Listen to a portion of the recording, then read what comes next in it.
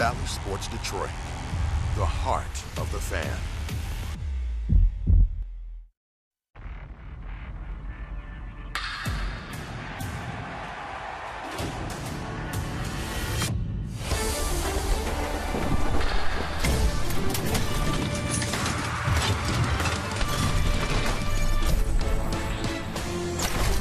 Once we were eliminated, it sucks, but you could, put your tail between your legs and just mope around all season or the rest of the season, or you can, go out there trying to ruin someone else's season and say, hey, we're not going to playoffs, neither are you.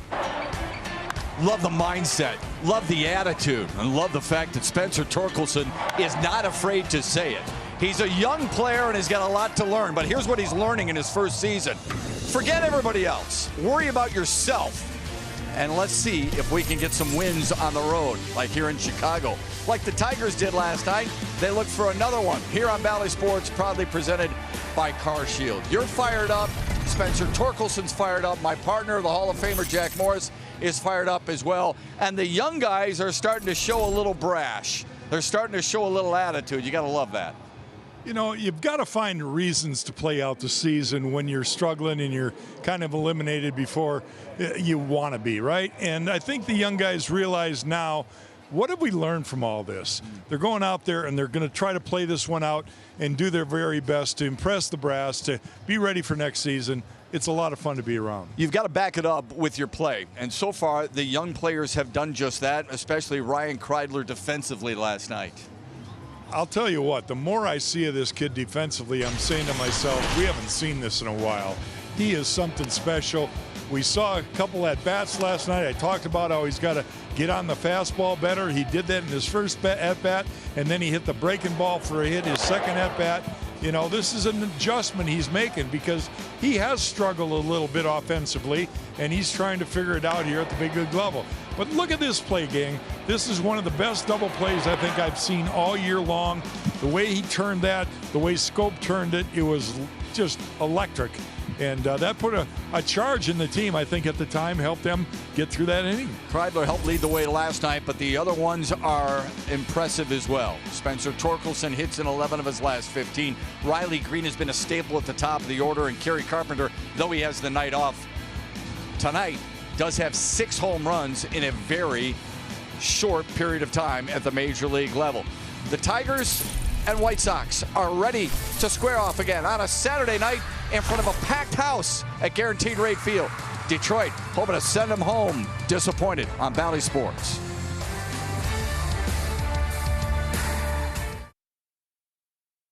And raise your expectations of what a bank can be. Come to Comerica. By Wallside Windows, we can do that. We are the factory. And by CarShield. CarShield cars go farther. Javier Baez takes it a lot farther when he comes to Chicago because he really plays to the crowd. They don't like him. That's okay by him because his numbers at Guaranteed Rate Field and against Chicago this year, really impressive. Detroit and the White Sox coming up on your home for Tigers baseball. Bally Sports right after this.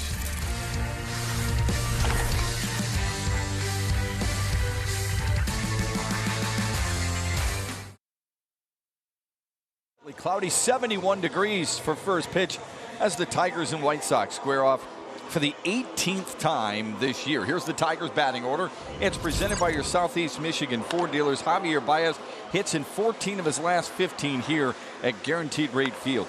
Harold Castro, Willie Castro, Jamer Candelario, and Tucker Barnhart all had last night off. They're back in there for Detroit today. And they're going to be facing the right-hander, Davis Martin. He is 2-4 on the year. He's making his 7th start, 12th appearance against Detroit, or the year, excuse me, against the Tigers. He pitched his last game against Detroit and is currently ranked by MLB.com as the number 12 prospect and the number 7 pitcher in the White Sox system. Had his first career quality start at the Tigers' expense last time out. Mark Payton in his first start for Chicago. He's in left field. It's the same infield as we saw last night all the way around for the White Sox. And Gavin Sheets is in right field. A lot of power from the left side, but more of a first baseman. He has a -11 defensive run save in right field for Chicago this year. First pitch to Riley Green is a strike from Davis Martin. Well, the pitch to watch for from Davis Martin is his slider. He gets more swings and misses on that. It's a good slider of his. He's a 14th round draft pick from 2018. Played his college ball at Texas Tech. Also has a fastball, obviously, curveball, and a changeup. Pretty much fastball slider type pitcher. 2-1 to Riley Green.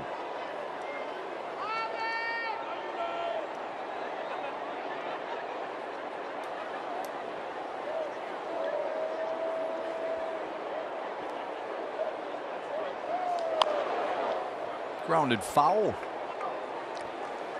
There's Davis Martin's pitch usage and the slider usage, in particular. 32% of the time, this is the one that stands out. Opposing batting average 190. So it's pretty much a swing or weak contact type pitch for him. Swing and miss, I should say.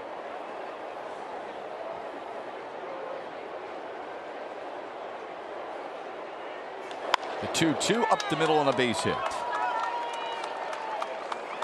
Good two-strike approach and gets rewarded on the very first hit here tonight. Umpiring crew, Malachi Moore calling balls and strikes. The crew chief is down at first base, C.B. Buckner. Javi must be coming up. Yep, you can hear it. You can hear the boos for Javier Baez. Look at those numbers against Chicago this year. 328, plenty of extra base power, 10 runs driven in, and 1 for 5 with a double last night. Big swing and a miss. Well, the challenge in this at-bat and all the at-bats that Javi will face against Martin will be, will Martin throw his slider in the strike zone or off the plate away? Because he can spin it. There was a fastball, and that's a sign of a young pitcher. Why would you throw him one down the middle? But he did. Now they're going away. And it's fouled away. And he missed. So there's 2 pitches that Javi could have done damage on. Jack, remember one of the themes you and I had last night during the broadcast? The Tigers leadoff man was on a ton. Well, yeah. 7 times from last night. And you carry that over here with Riley Green tonight. Yeah, that's a great combination. It's what every manager wants. Way to set the table early in the game. You're already gotten the guy in the stretch position, the opposing pitcher.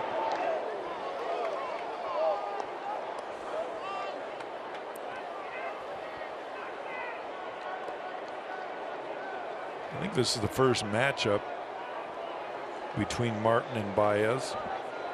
It is.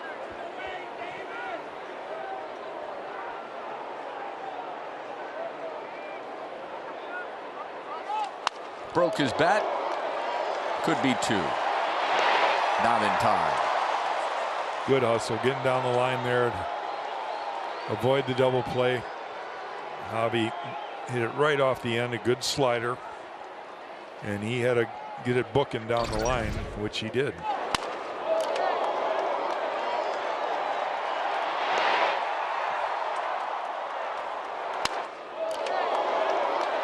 See him put his head down and just fly down the line, avoid the double play, keep the inning alive.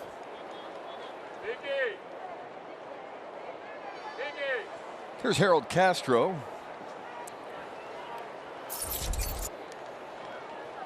A spectator last night. 1 for 3 Wednesday in the series wrap up against the Orioles in Baltimore.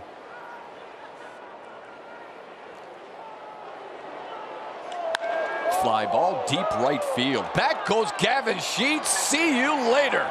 A 2-run blast for Harold Castro, and the Tigers have a 2-0 lead early here in Chicago. Oh boy. Well, they were on the board first in the first inning of last night's game, scored a pair. And Harold's ready to hit. Boy, managers just love that. Get ready for that first pitch you see. Fastball up in the zone, and that one goes a long way.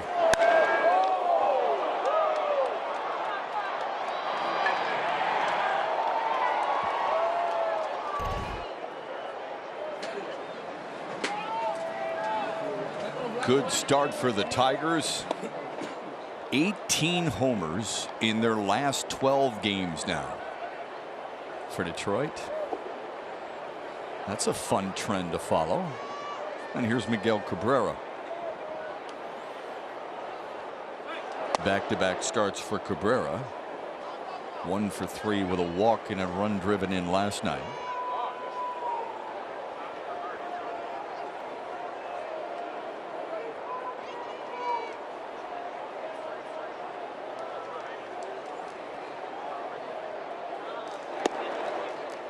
In there for a strike, it's 2-1.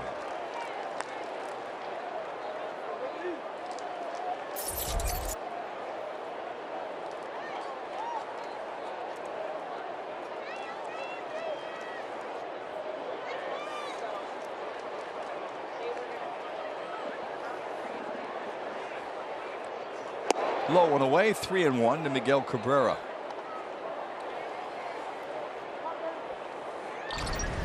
Just want to show you one more time the location of this pitch. It's a fastball, and he needed to get it up about 3 more inches. That might have been the difference between a ball driven hard into the right field bleachers and a fly ball to the right fielder. Just that little bit of elevation. Kind of looking at the swing, the location, the follow through, and the celebration once he got to the dugout. 7 home runs on the year for Harold Castro.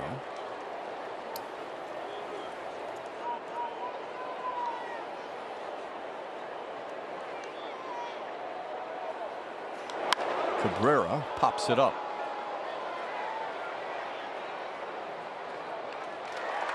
Two away. If Detroit scores at least 3 runs in the game, visit a participating Arby's location tomorrow and get a free small order of curly fries. They made you happy with a 5-3 win last night, and they are 2/3 of the way already here tonight.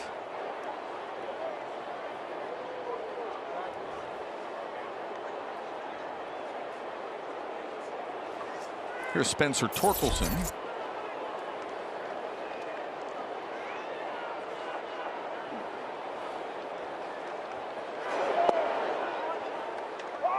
Torkelson 1 for 4 with an RBI ground rule double last night.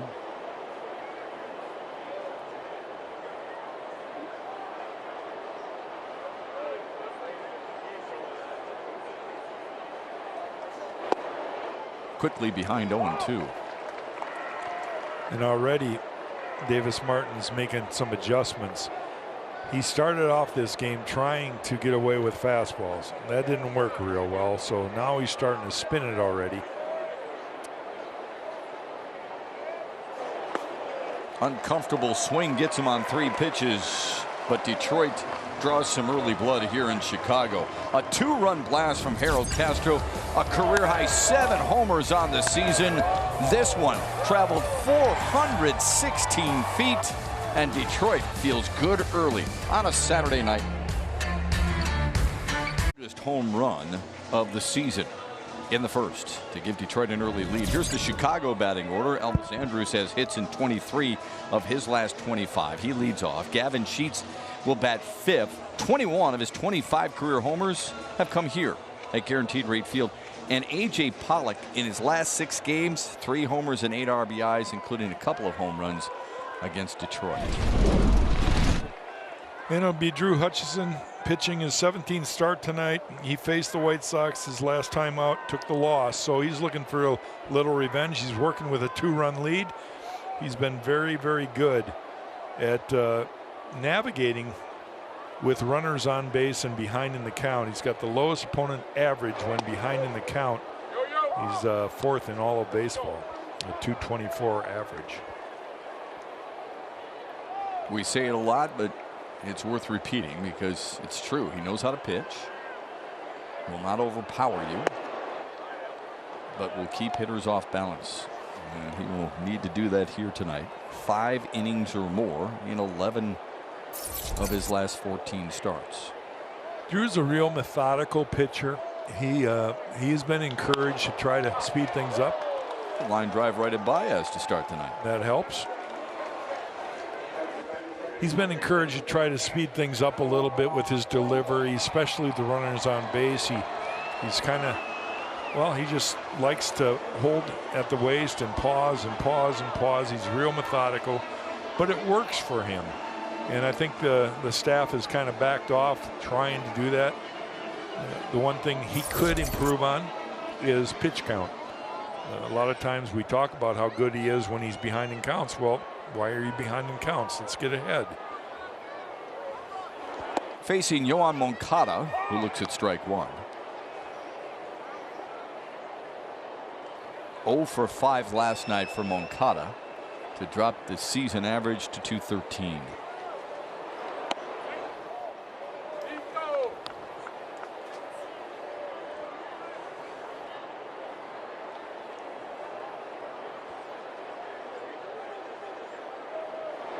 In the dirt, 2-1 to him.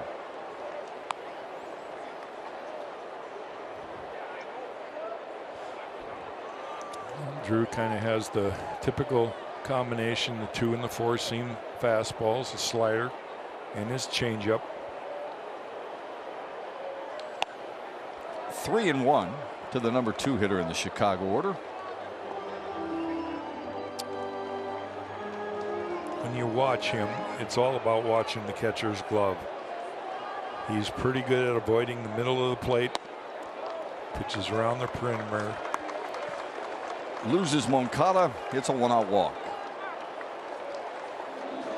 Here's the Tigers defense behind Drew Hutchison. Willie Castro's in right field. His first start there since September 14th against Houston. Harold Castro started at second now in 3 of the last 4 games. And Tucker Barnhart has 20 caught stealing, second most in the American League. Javier Baez, a busy night last night. 5 assists and a putout in the Tigers win.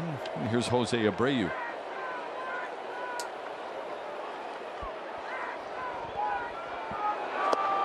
That's low, and it's 1-0. Abreu last night 1 for 5 with an RBI.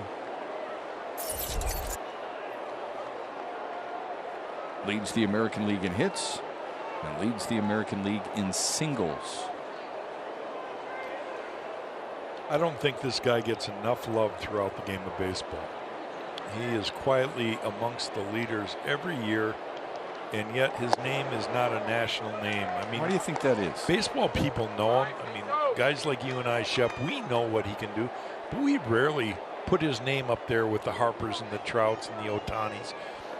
I don't know why it is. I guess that's why I'm saying it right now. This guy deserves a little bit more love than he's getting. And considering, you know, he's a guy who has a number of accomplishments under his belt. Sends one in the air to left. Badu's there, and he's got it to retire Abreu. 2 away. Right there, Hutch got in just enough to miss the barrel. Abreu tried to pull his hands in to barrel it up, but didn't quite get there. More off the label than the barrel. 2 away for Eloy Jimenez. See his numbers since the All-Star break, and that's no small sample size. He has hits in 46 of the 47 games since the break. He's kind of a monster himself, and what the difference is, he's been healthy post All-Star break. Swing and a miss. Look at that bat speed. That's a healthy cut right there. He has one of the more unique stances in all of baseball. Yeah, he turns his lead foot in, and that's try to get his balance better, right? Look at that lead foot, how it's almost pointing back towards the catcher. It looks like a broken ankle, doesn't it? It looks like a target. Ground ball to third. Candelario takes the easy out, and a nice start for Drew Hutchison. Miguel Cairo's the manager for Chicago. What about their past manager, Tony La Russa? Well, Johnny Keane's got that story after this.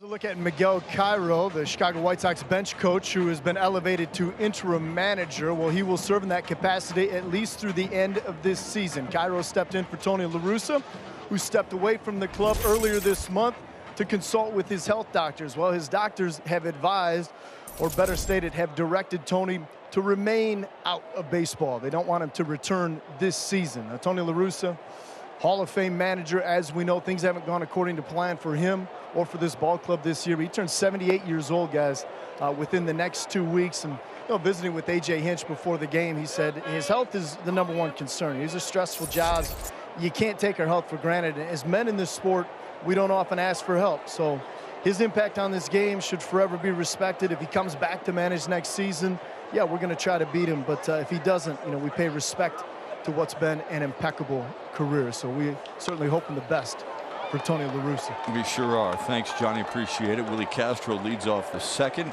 with a single to right. 2 straight innings for Detroit with the leadoff man aboard. And Jack, you know Tony La Russa well. Yeah. He's a very prideful guy, and he loves his job. He loves managing. I think of certain people that have been lifers in baseball, and I say to myself, what would their life be like without the game of baseball? And I think that's sometimes the issue more than anything else. It's like, yeah, you know that you're getting up there in age. You know that, life doesn't last forever. And what are you going to do in your retirement years? Well, they'd rather be here than thinking about that. So yeah. Tony's one of those guys. Yeah, it keeps their mind sharp, you know. I mean, and let's face it, people just want to be around the game. La Russa is one of those guys. We've had a chance to talk to him a number of times last year and this year, and that's who he is. You talk about baseball lifers, and there's a first pitch to Candelario that's a little high. You talk about baseball lifers. Tony La Russa is one of those. Otherwise, you don't come back to the game after accomplishing as much as he did in his Hall of Fame career. Yeah, and I thought A.J. did a real good job at trying to put it in perspective. There's nothing else Tony needs to prove. He's already a Hall of Famer. He's won championships in both leagues. But again, he thinks that he can guide the ship to another one, and that's what he wants to try to do. And we'll see how it all turns out. Either way, we respect him a lot. The White Sox are 13-10 under Miguel Cairo since he's taken over for Tony La Russa. 1-1 to Candelario.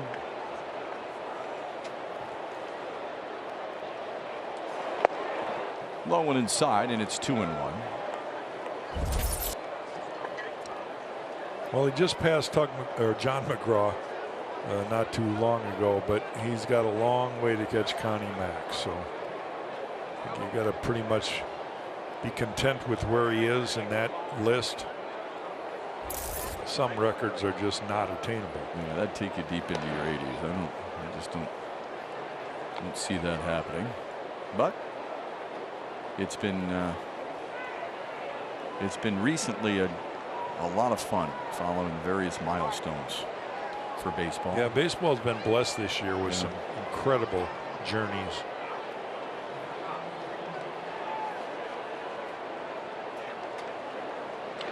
Castro was leading a little bit. He was. And that's why you don't want to always have the same timing in your delivery towards home if you're the pitcher. Sometimes you have to hold a little bit longer, and that base runner sometimes will indicate his intent. Tigers stole 2 bases on Yasmani Grandal last night. There goes Castro, and Candelario fouls it away.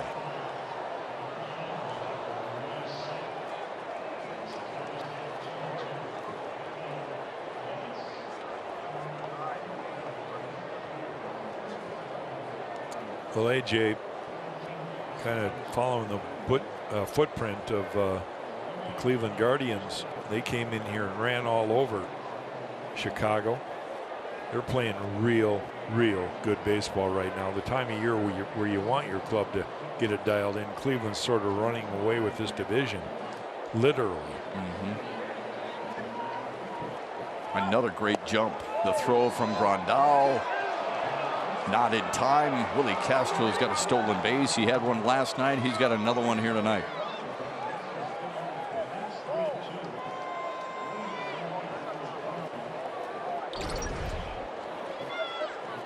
You've got to get that first couple steps. Willie accelerates well. Boy, that was really important that he held on that bag with his left arm, left hand. Not easy to do when you're wearing that mitten, because it's designed to protect your fingers. You don't have a lot of grip with it. But you can see how his body was whipped around the base because he hung on with one hand. RBI chance for Candelario. Sends one fouled on the first base line. Well, you're so right about that Cleveland series. We said it last night. It's worth reiterating. Cleveland walked just one batter the entire 3-game series, and one of those games was an 11-inning affair. That is really impressive. That is controlling the strike zone. Here's another 3-2 and another one fouled into the Tigers dugout. Well, we talking about the new Tiger president of operations, Scott Harrison. You know, his message was, we've got to control both sides of the zone. That means pitchers have to throw more strikes, work ahead in counts, and our hitters have to keep their pitchers inside the zone. Quit expanding the zone by swinging at poor pitches. 8th pitch of the at-bat, swung on and missed. Candelario goes down swinging, one away. We talked about Martin's good breaking ball, right? I think this is a curveball. He doesn't throw this as much as a slider, but that one had real good bite to it.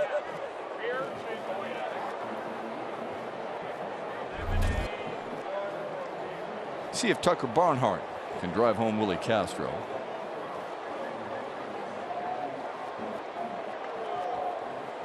You know, you mentioned Cleveland and running all over Chicago in that 3-game series, and rightfully so. I think there's too many people, as Barnhart fouls it away, who just automatically assume that it's either New York or Houston coming out of the American League, and perhaps overlooking Cleveland's two biggest strengths, which can oftentimes be a difference maker in the postseason: pitching and defense. Absolutely, Shep. And you could argue they're the hottest team in the league right now.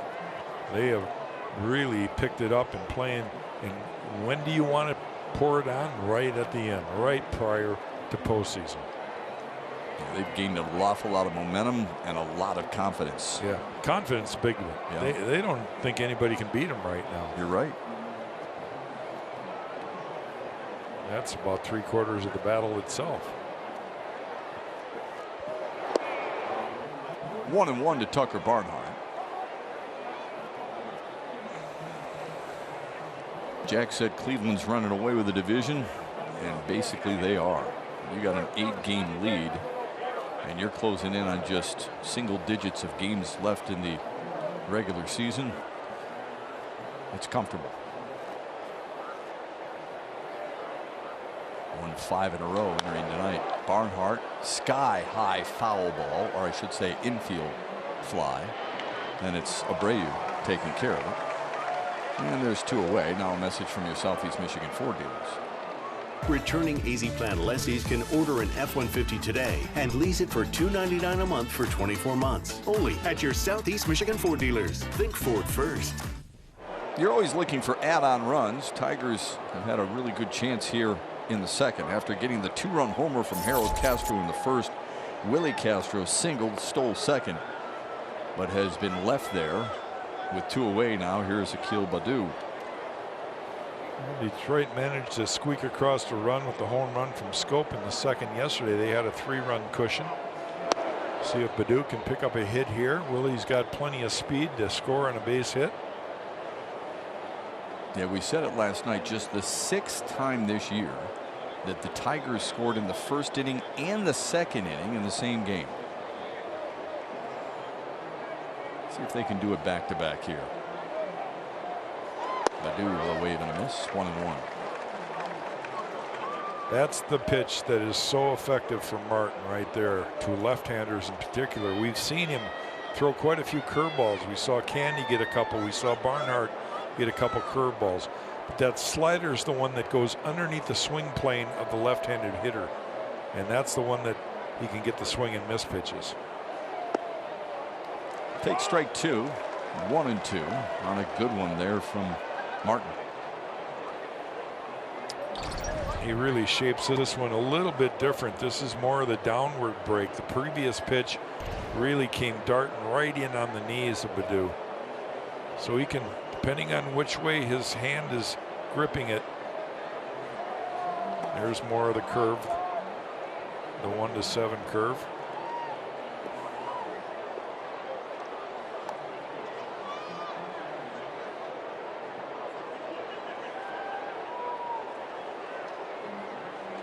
Chicago is just a game above the break even. A loss tonight and they're at 500. Hard to believe. Yeah, a lot of disappointed White Sox fans with that record. Just got a piece of it.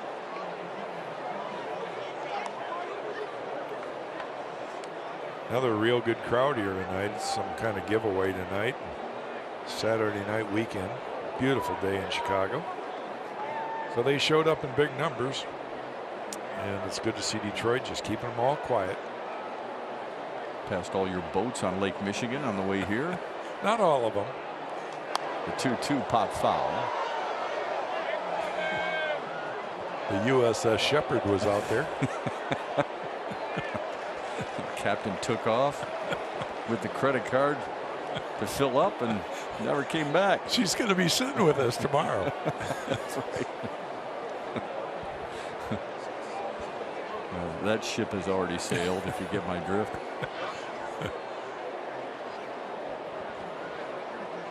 Baddoo 1 for 3 last night in a battle here. Inside, worked it full. The best velocity pitch that Martin has thrown right there, 96. And he's not afraid to throw it inside. There's the sequence in this at bat. So it's been a good battle, good at bat for Akil.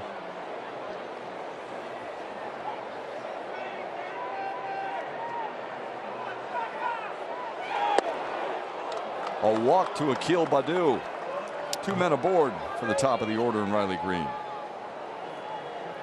Eight pitch at bat, and he earns the walk. Yeah, not bad, right? Yeah. Hey, Tigers getting ready to face the Twins on Sunday, October 2nd at 12:10 right there at Comerica Park. Enjoy the Sunday Family Value Deal presented by Meijer. Here's what happens. You get 4 tickets, hot dogs, chips, and pops, all for just 69 bucks. For tickets, go to tigers.com/value. Got the Royals in town for 3, then the Twins in town for 3, and then the home portion of the schedule is over. Riley Green singled his first time up. And that young man is torn. Or maybe he lost a bet to wear the hat. I don't know. His buddy's pumped up for tomorrow when the Bears host the Texans at Soldier Field. Lions will be on the road in Minnesota. So we wish Dan Campbell and company good luck. That's up high. 1-1 to Riley Green. A lot of sports fans downtown Chicago tomorrow. Yeah, you bet.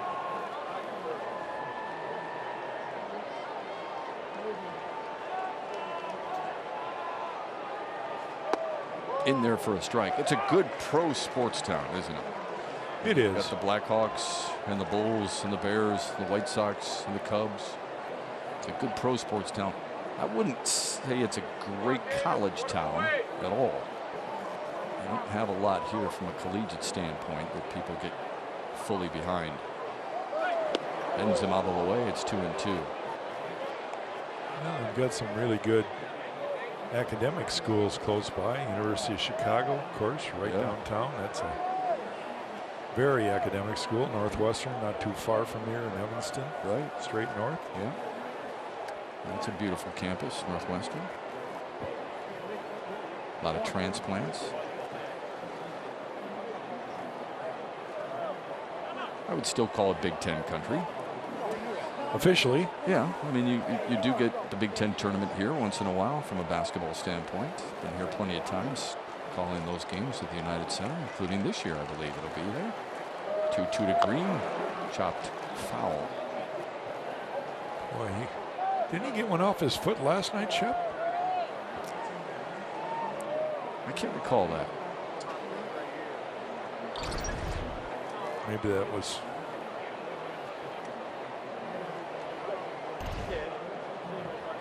He's got that cover, and it's covering his instep and his shin. Guess what? It hits off his toe. Yeah. I don't think he's wearing steel-toed spikes. No. Murphy's Law is going to find some place that's not covered, right? 2-2. Low and away. A lot of pitches this season. Yeah, it's a good at-bat again. Back-to-back at-bats. Baddoo worked an 8-pitch at-bat. See the pitch count already at 46. He hasn't got it through the second inning. 26th pitch of the inning for Davis Martin. Fly ball, left field. Mark Payton comes in, and the inning is over. Tigers starting pitching has been rock solid the last 7 games. How good? We'll show you the numbers and why we believe it when we come back. Starters over the last 7 games, they've averaged 6 innings per start. The ERA very impressive. The WHIP even better. Not many hitting them, and they've got 4 quality starts in the last 7 games. That's pretty darn good, and those 3 have been right in the middle of it. Tyler Alexander, Joey Wentz, and Matt Manning. Drew Hutchison hoping to join them. He will battle the White Sox here in the second. Gavin Sheets, A.J. Pollock, and Yasmani Grandal. Well, to win a baseball season, it takes all aspects of the game, both the starters and relievers, and the pitching aspect, of course, defense, probably more important than anything to overall team defense, and timely hitting.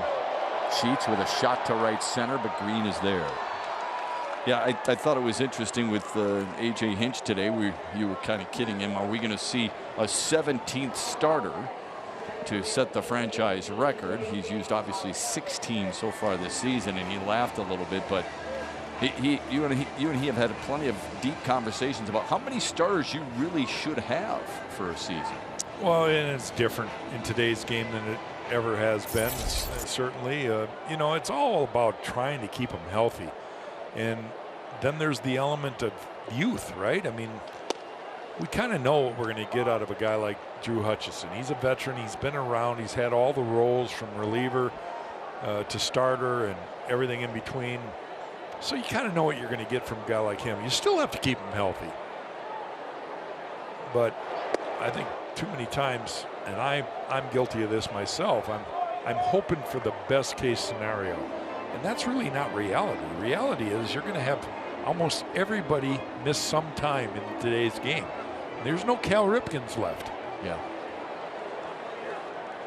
Yeah, how many guys are making their full allotment of starts? I mean, that's the thing that, you know, you have to remind yourself of and realize that, you know, some guys are not going to reach that level. You know, I mean, Garrett Cole with 31, for example. Yeah.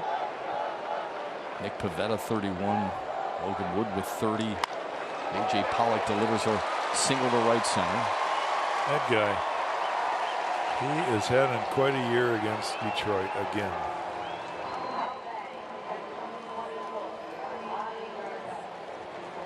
What he's done such a good job, Shep, talking about A.J. Pollock, is he's not missing the mistakes. And that one right there, again, a cookie left over the middle. He greets it just the way you're taught to greet it. Hits it hard to the right center gap. And he's standing on first. While he stands on first, Yasmani Grandal stands in the batter's box from the left side against the righty Drew Hutchison. Tigers play him to pull. Candelario, the lone infielder, on the left side, and Grandal swings at the first pitch. In the air to right center, Green calls it. He's got it. 2 fly ball outs to Riley Green here in the second. You love those first pitch swinging outs. Working quickly, it helps Drew Hutchison and his pitch count, pace of game, all the things we hope for the best with him. And that brings up Mark Payton. Chicago optioned Tanner Banks down to Charlotte AAA. They bring up Mark Payton. His numbers at Charlotte warranted the call up. Second game played with the White Sox for the lefty utility man.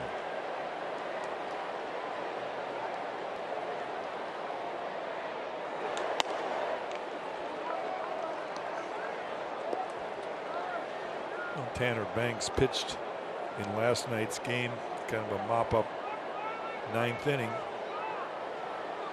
He had a pair of strikeouts and a hit given up, so they won't be needing him for a few days.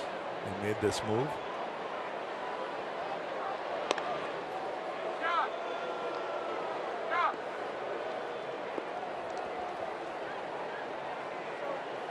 Payton spent his last couple of years in Cincinnati.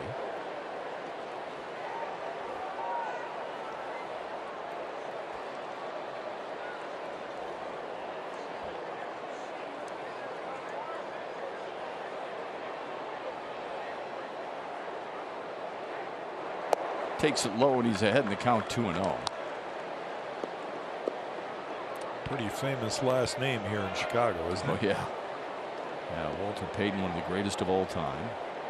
Sweetness. Always bothered me. I don't know why, because I don't care about the Bears, but it bothered me that he never got a chance to score a touchdown when they won the Super Bowl in '85. And yet William Perry did. 3-0. The fridge. Yeah. Just felt like it would have been the right thing to do. You know what I mean? But yeah, especially in such a blowout win there. Perhaps Mike Ditka's biggest regret as a head coach in the NFL, or trading a slew of draft picks for Ricky Williams. Either one.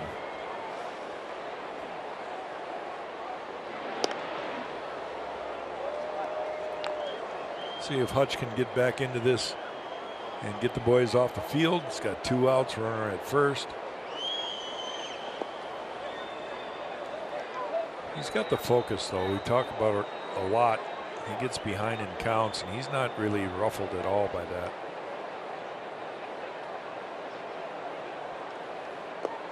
Low 3-1 to Mark Payton. Payton's a local guy, you know. He went to high school at St. Rita in Chicago, where he was named the Illinois Player of the Year. Originally Minnesota's 31st round pick in 2010, and said, nah, I'll pass and take the scholarship to the University of Texas.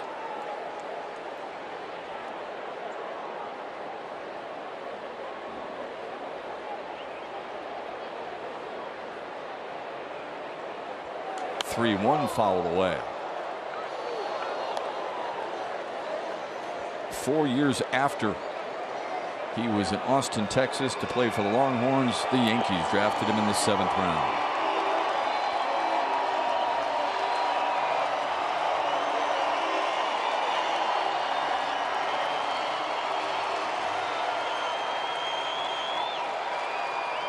White Sox faithful trying to find something to cheer about. Pollock on the move on the 3-2, and Payton draws a walk.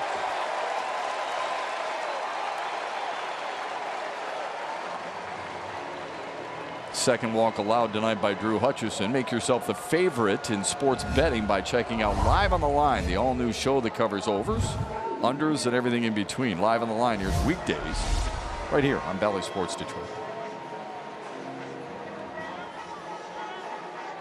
2 on, 2 out for Josh Harrison. You know, if you're going to walk the number 8 hitter, you sure better get out the number 9 hitter.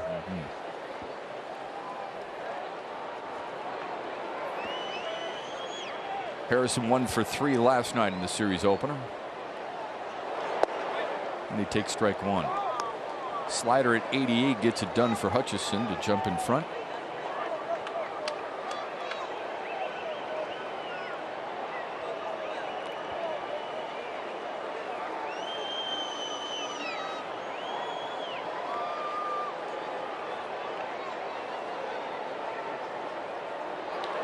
Ground ball to short.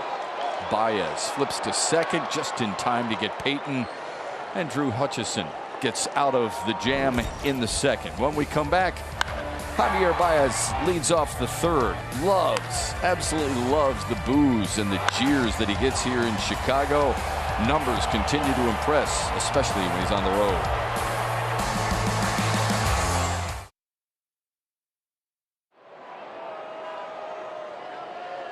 Time now for StatCast 3D powered by Google Cloud. Look at Javi Baez's career numbers against the White Sox. 10 singles, 8 doubles, 5 home runs, 303 average, 312 OBP, and a 605 slugging percentage. First pitch swinging, lofting it towards center. Josh Harrison is there. 1 pitch, 1 out in the third for Davis Martin. Another one right off the end of the bat. Up walks Harold Castro. The reason this is a 2-0 game is because of Harold Castro's at bat in the first. Very first pitch he saw, fastball up in the zone, and it wasn't up long because that's where it went. Highest point of the trajectory, 108 feet, 416-foot blast over the bullpen in right field. Third longest home run for Harold Castro this year at 416 feet.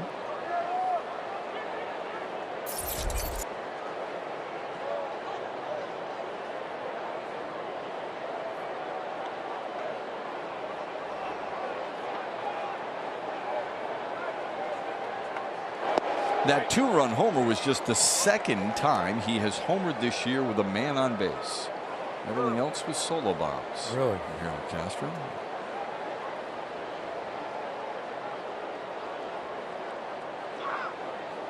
Good to see him get that hit. He's been scuffling a little lately. He's played a lot of games, and AJ gave him a couple days off. And to see how he responds in the very first pitch he sees, it's a good sign. Yeah, before the home run, he was 1 for his last 20. That's a nice way to jump on it. It's in the dirt, 2-2.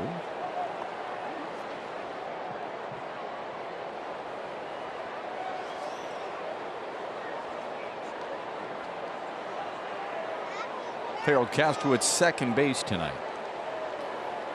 Series wrap-up is tomorrow afternoon here on Bally Sports. It'll be Tyler Alexander against Dylan Cease. 1 hopper to second, and Josh Harrison retires Harold Castro down to Johnny Kane. Well, guys, I have a highlight for you from Game 1 of the Eastern League Championship Series. We go to Erie, PA. Tigers AA affiliate Erie Seawolves squaring off against the Somerset Patriots, the AA affiliate of the Yankees. Seawolves were down 2-1 in the 5th until Gage Workman launched this one to center field. However, Somerset has moved back in front 5-3, bottom of the 6th inning. When Erie moves back in front, I'll check back in with you. Thank you, buddy. Best of 3 here. Yeah, appreciate that. Thank you very much. Here's runs, Miguel Johnny. Cabrera. Outside 1-0. Oh, we're rooting for him. A lot of those young guys, a lot of the guys in the clubhouse, Ryan Kreidler, Kerry Carpenter, Yeah. they know those guys, and they're keeping track of them too.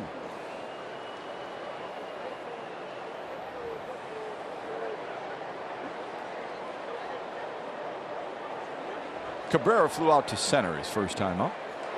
In there for a strike, 1-1.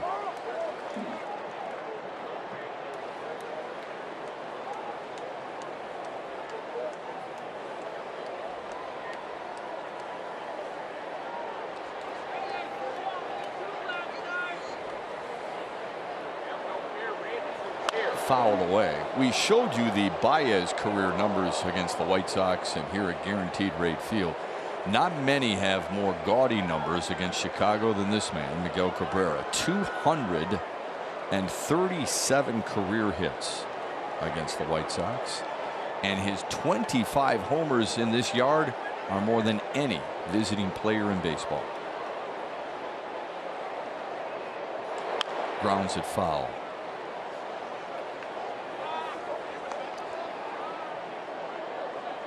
You know, we We have put career numbers up for Miggy against almost every American League team, and he just dominates it. I mean, he's the veteran of the league, no question that, you know, he should probably be up there with all the longevity, but Miggy continues to add on. That's the amazing part.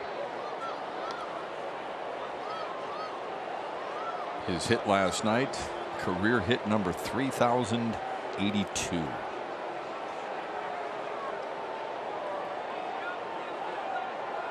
'24th in baseball history.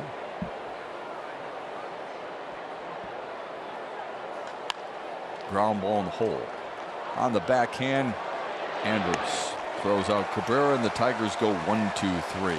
An impressive achievement last night by one of the greatest players of all time. Albert Pujols hit not just one, but two to reach 700. We'll discuss on the other side.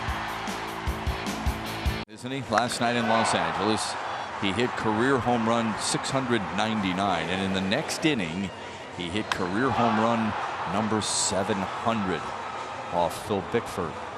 Amazing. The fourth member of the 700 home run club, but the only member of that fabulous foursome to hit 699 and 700 in the same game.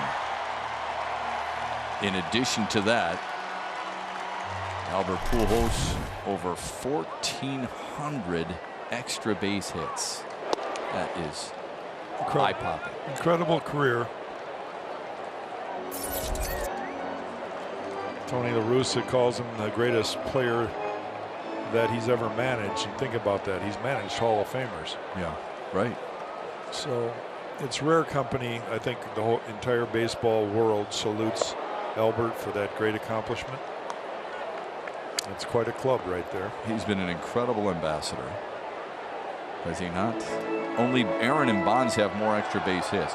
The thing that's just mind-blowing is Albert Pujols is 42. He's hitting 265.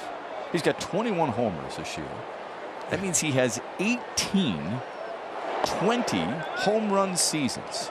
Only Aaron with 20 and Bonds with 19 have more in the history of this game. Yeah, it's incredible. And if you look at his post All-Star game numbers this year, it's like two different guys. Yeah. 2-2 to Elvis Andrus. 15 homers since the break for Albert Pujols. Only Aaron Judge has more. How about that? Yeah, if you're a relative of Babe Ruth right now, you're hoping that Pujols retires soon and that Judge gets some kind of illness quickly. And if you're a true baseball fan, you're probably wishing that Albert Pujols would come back and keep playing. Yeah, exactly. It's been, you know, like I said, early in the game here, we've been blessed with all these achievements this year. And those two guys, just remarkable numbers for both of them. And the 2-2 to Andrus. Ouch. Broke his bat slowly to Baez, and he strong arms him out of there. The other thing about Albert Pujols, remember his first home run came off Armando Reynoso of Arizona in 2001. Albert Pujols batted 5th in the batting order. You know who hit behind him? Mike Matheny, who's now the manager of the Kansas City Royals. How about that? I mean, he's playing on a team with some guys who, you know, they weren't out of diapers yet. I mean, Nolan Gorman was not yet a year old. And he's sitting here congratulating Albert Pujols when he comes into the dugout after hitting number 700. It's a phenomenal story and just an incredible career. A.J. Hinch called it a storybook career as Moncada fouls it back. And he said, you know, everything was perfect. It seemed like it came so natural for him. Here's the first half and second half for Albert Pujols. Stunning in how it has turned around so drastically. Yeah, and that's why we're talking about him the way we are right now. It's because of that second half has just been crazy. But think about the game of baseball. We've had a lot of guys that have had 20-plus year careers. There's not a lot of sports, especially team sports, that happens. Right. And you've got to be so durable. And baseball, you play more games than any of them. 1-2 to Moncada. In there for strike 3. Hutchison boasts his first strikeout of the night. It's out number 2 in the 3rd.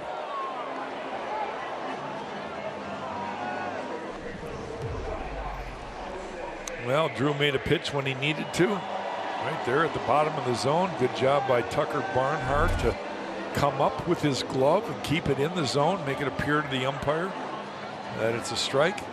There's Drew's arsenal. It's been good. Doing, this is typical Drew right here. He's not blowing guys away with a lot of strikeouts. He has had 2 walks already. Only giving up 1 hit so far.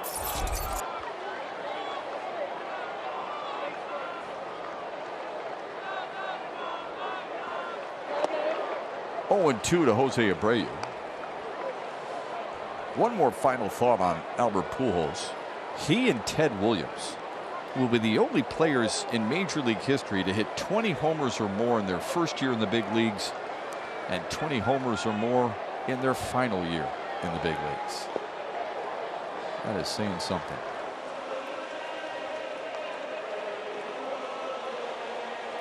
Pretty incredible. The Tigers' reaction was pretty special too. When we come back, Johnny Kane will have more on that and what some of the Tigers are saying about Albert Pujols' accomplishment, because all of baseball is abuzz with pride watching him do what he did. The 1-2 just got a piece.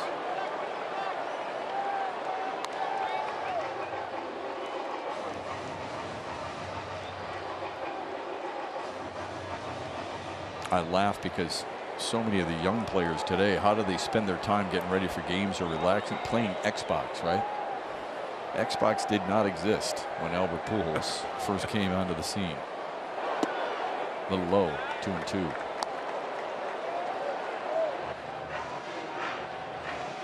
There's a curse in there. I guess you could be embarrassed or prideful, because that's the reality of life, right? I mean, a lot of things have changed in my years of watching baseball. This is hammered to deep center field. Got a guy there. Perfectly placed. A 1-2-3 inning from Drew Hutchison, and we are through 3 in Chicago with Detroit up 2. 20 years in the big leagues. You got, like every season, he's a guy that was prepared, to hit a lot of home runs, and that's not really that easy to do that, and it's just awesome, to see, like, to know a guy, when I went back to Dominican, that is, he has passion for the game, and he's just a guy that's always, positive every time he comes out there. Was born in Puerto Rico, but grew up in the Dominican Republic, and he had a chance to meet Albert Pujols just last year. He said he almost couldn't believe he was talking to him, but that Albert, he said he's a guy just like us, normal guy, always happy, has such a love for the game. Said he felt like he treated him and his family like family. So pretty cool to see, obviously, the impact that Albert Pujols has had on the game in general, of course, guys, but especially for, his fellow countrymen, people like Willie Castro, Jeimer Candelario. They hold him in such high esteem, and we may never see the likes of these types of accomplishments. Yeah, I love that, and I loved what you had in Tigers Live pregame, where you played some sound bites from Castro and Candelario as Torkelson grounds one in the hole that's short, and Andrews throws him out. And I love the fact that they can appreciate the historical significance. And too often times in today's sports that can be lost, but it is not lost on those men that Johnny talked with earlier today. And speaking of Willie Castro, he will walk to the batter's box after singling and stealing a bag back in the 2nd.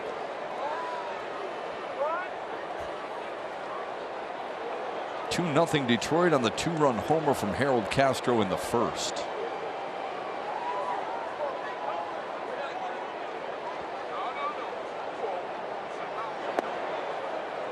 The curveball's in for a strike, and it's 0-1.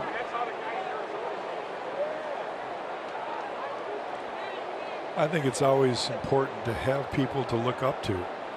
And right now, I think the whole baseball world can look up to Albert Pujols for what he's done. And that was a lifetime of hard work. You know, it takes time to get that reputation. And he's earned every bit of it. And a guy who kind of played to a certain extent with a chip on his shoulder, Jack, because he just felt like, you know, every time he had to go out there and do something. Otherwise, the fear of somebody taking food off his family's table was there. And a perfect example of how baseball will find you. A 13th round pick in the 1999 draft. Think of that for a second. The 13th round, and look at what that man has achieved. Simply amazing. Yeah, that's another great indication of how hard it is to predict and project the future. The first pick in that draft, by the way, back in 1999, was a guy by the name of Jason Pruitt, a left-handed pitcher. The Devil Rays took him. And I know, I don't remember either. Crickets. Or that was, I'm sorry, that was the first round of the first pick of the 13th round, not the first round overall. But plenty of guys that you just had never heard of in that draft, where you're thinking to yourself, really?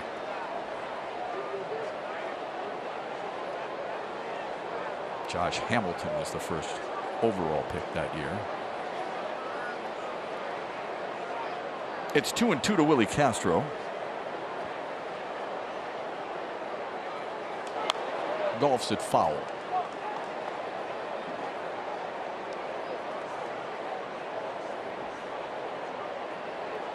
Jonathan Schoop sitting after hitting a home run last night.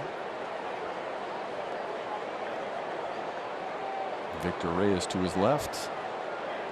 They were out there signing baseballs for a lot of little leaguers earlier today. Miguel Cabrera joined them. Those kids who could not wipe the smile off their face. They were thrilled.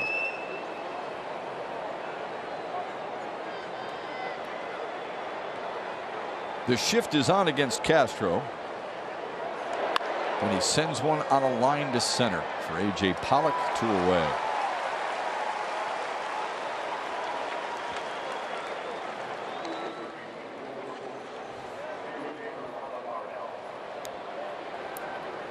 Let's talk about Davis Martin's knife night, right? 2 runs early, a home run by Harold Castro, and then all of a sudden he's starting to get dialed in. We mentioned his breaking pitches, especially his slider. Well, he's starting to spin them pretty good. He's getting good results. The fastball was something he tried to establish early. He got hit pretty hard, misfired a few times, but all of a sudden he is kind of in the groove again and making it a little harder. There's a knock. Shoots one to left, and Jeimer Candelario will dig for second. Here's the throw from Payton, and it gets by Elvis Andrus, and Jeimer Candelario has himself a 2-out double. You know, you really don't expect this from Jeimer. He comes out of the chute running, and he never hesitated going around first. Let's see if Alfredo Manzgaga is run. Well, we can't see him there in that picture, but Jeimer had every intention of going to second base right out of the box. See how he puts his head down here and takes a peek, and he doesn't even hesitate. He rounds in a good turn there at first base. Not sure a good throw would have even gotten him. I'll tell you what, he was hustling, wasn't he? Made his mind up pretty quick, and now here's Tucker Barnhart, who sends one right center field. Gavin Sheets gives way to the center fielder A.J. Pollock, and the Tigers strand one in scoring position.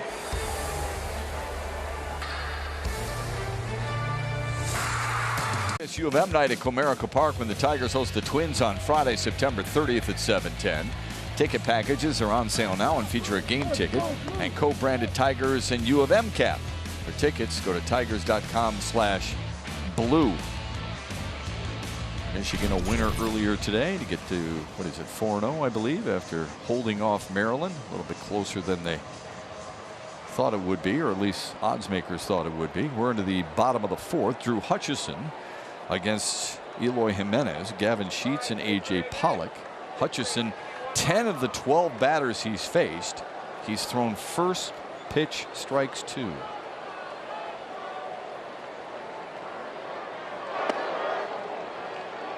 Good slider there that just couldn't tempt Eloy Jimenez.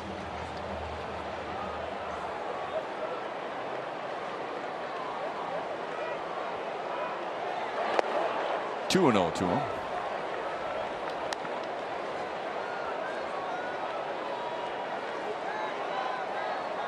Drew's been pretty darn good again. He kind of lives right here behind in the count.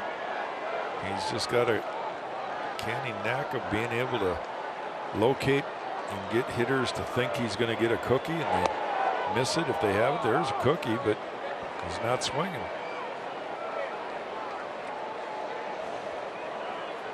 Despite the injuries, a good season for Jimenez. Over 300 on the average. 14 homers and 51 runs driven in. This one launched to deep left field. Baidu will watch that one sail away. A leadoff solo homer. Jimenez number 15, and Chicago's within 1.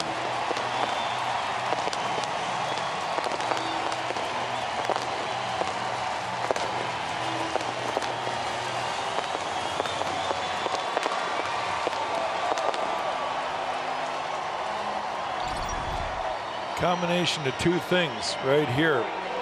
The pitch was up a little bit, but look at how he pulls his hands in and gets the barrel of the bat to the ball. He's so strong, and if you're going to get in, you're going to have to get in a little bit more than that and hope that he fouls it, right? I mean, if you get in maybe 2 inches further than that, if he swings, the only way he's going to keep it. Oh boy. Gavin Sheets towers one to right, and we are tied. On the very next pitch, the lefty Gavin Sheets sends a bomb. His 15th of the year. 2-2.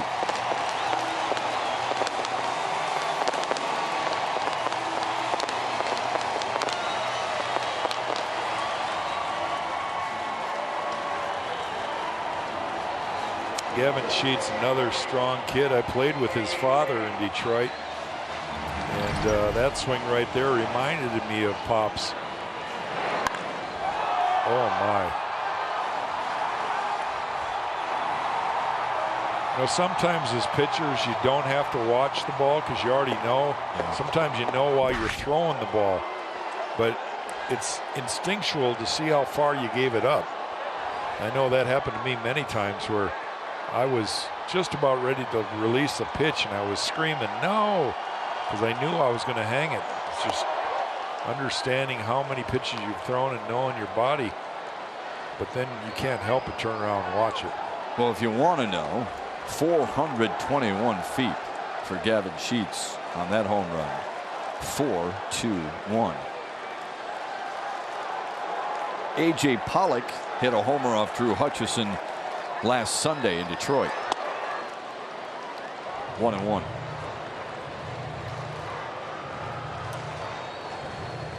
You know, we were talking about it last night. The men in the lineup that Sheets wasn't in last night, but he could be added to the list of the guys that have the power swings. Abreu, Jimenez. This guy, he just hits everything thrown by a Tiger pitcher. On his way to second, he's 2 for 2, and he jogs in with a double.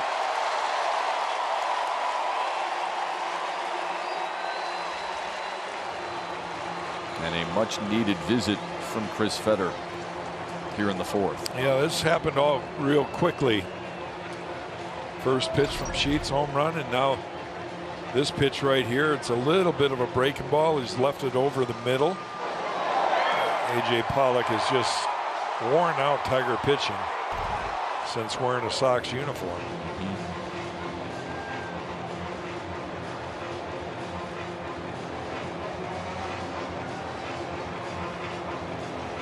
Fetter has had his say. And now Drew Hutchison gets ready for a second clash with Yasmani Grandal. Before that, a message from CarShield. Do you hate saving money? No. You must hate saving money. I don't hate saving money. Then you got to call CarShield now, Nathan. Before a breakdown. You know what? You guys are right.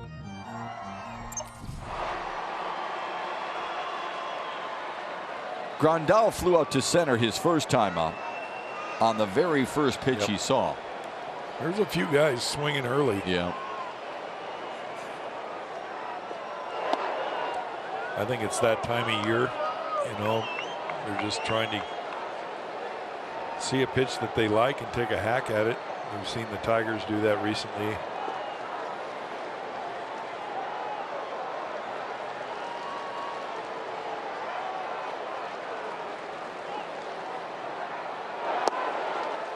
One and one to Yasmani Grandal.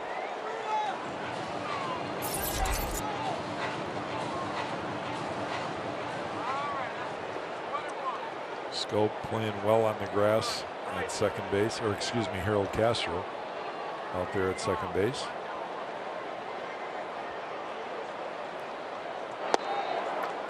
Two and one to Grandal. There's the defense that AJ's got set right now.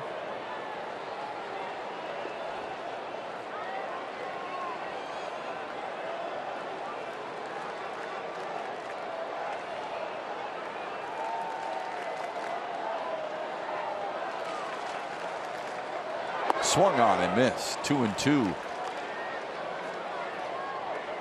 Hutch needs an out here. We talked about it last night with Eduardo Rodriguez. You just don't want to have those innings get out of hand, and you got to maintain and really have good damage control. This is an inning where Drew Hutchison has to do that. Grandal pops it foul. On the play.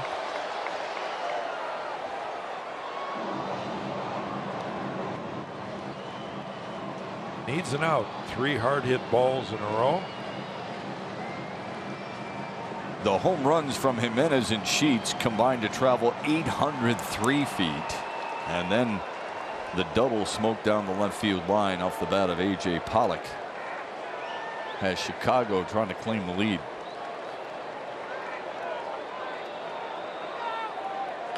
Ground ball to second base for Harold Castro. He moves the runner along, but there is now one away. Want the inside scoop on your Detroit Tigers? Make sure to follow Valley Sports Detroit on Facebook, on Twitter, on Instagram, and TikTok.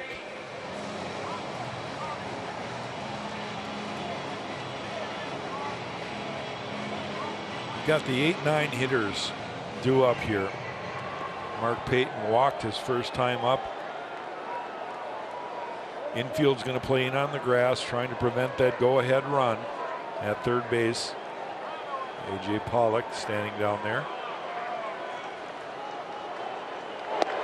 Strike one thrown. That's the slider at 86 to make it 0-1.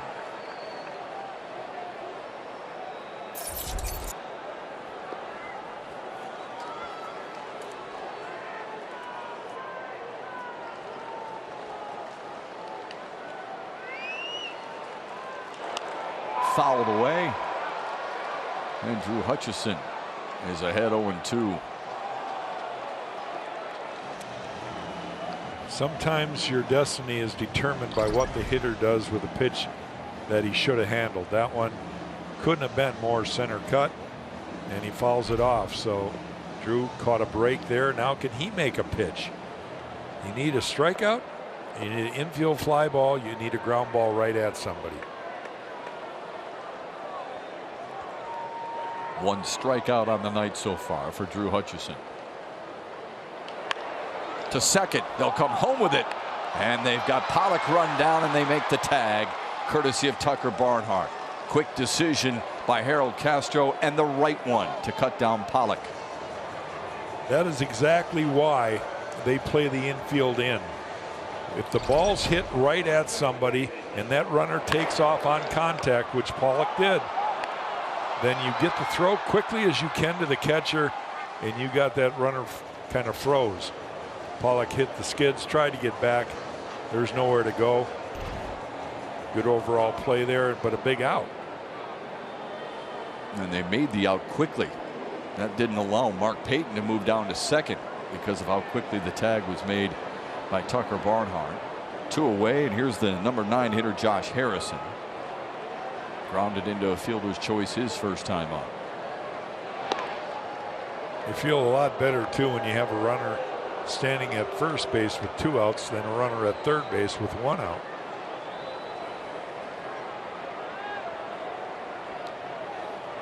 Now Drew Hutchison has a legitimate chance of getting out of this jam here with just the 2 runs.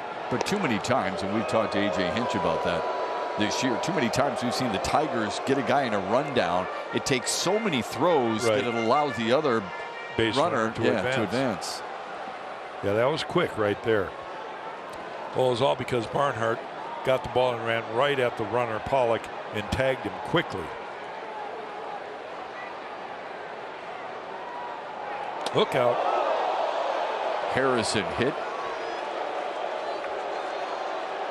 Second time he's been hit in as many nights.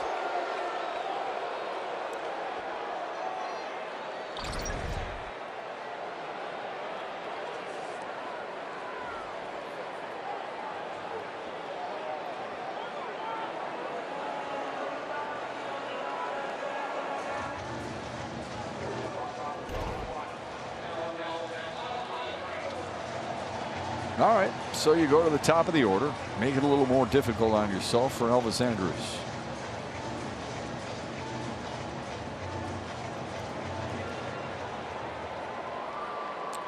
You know, this is the game of baseball that sometimes people don't understand. The pitcher has a right to that inside corner, and every once in a while, you've got to push a guy back off the plate. Now, I'm not a big proponent of trying to throw at guys up above the belt at all, but I see and understand the necessity to do that. Sometimes the hitters take a little offense to it, and they don't like it. Sometimes you see them head to the mound and take their frustration out on the pitcher, but it is part of baseball, always has been. It's probably more a dying part of the game right now than ever before, because umpires, if they thought he was throwing at him intentionally, could throw the pitcher out of the game. I don't ever and never have liked that rule that they put in a few years back. Good stop by Barnhart. It's different once you give them a warning.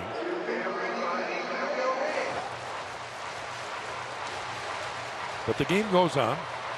Nobody's seriously hurt here.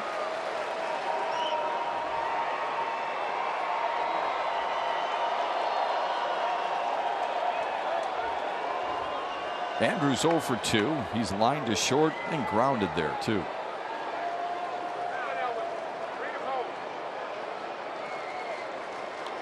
Fouled away. It's 1-2 to Elvis Andrus. Long inning for Drew Hutchison. It started with an Eloy Jimenez solo homer. On the very next pitch, Gavin Sheets went yard, each with their 15th of the season to tie it up. Pollock doubled. Grandal grounded out. Payton grounded out into a fielder's choice that the Tigers were able to get A.J. Pollock before he scored, tagging him out, and then Harrison hit by a pitch. Ground ball left side, Candelario. There you go, inning over, but we're tied at 2 as we head to the 5th. When we come back, an update on the Erie Seawolves playoff push, how they doing in this postseason matchup. Better than the last time, we can tell you that.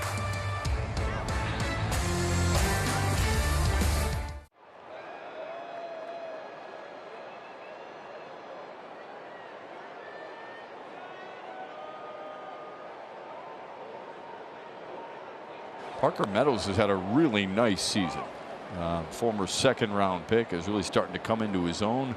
It's a great sign for the Seawolves. Thanks, Trev, very much. So they're up 6-5 in the 8th. As soon as that game goes final, we'll keep you updated on how things are progressing and how then things end. Akil Baddoo, Riley Green, and Javier Baez for the Tigers here in the 5th in a 2-2 ball game. Detroit with a 2-run blast off the bat of Harold Castro in the 1st. Chicago used the long ball on back-to-back pitches. Jimenez and Sheets in the 4th, and we are knotted up. Well, Detroit has been quieted here for the last 3 innings. See if they can get some action again here in the top of 5. Baddoo walked in the second, the lone walk allowed by Chicago starter Davis Martin tonight.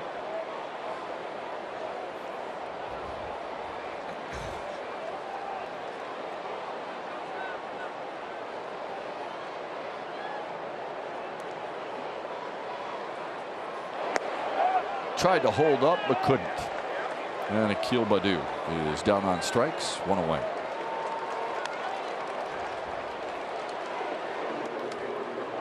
This is the view from the third base umpire. And when that bat crosses home plate, it's considered a strike. 1 away for Riley Green, who has singled and flied out to left.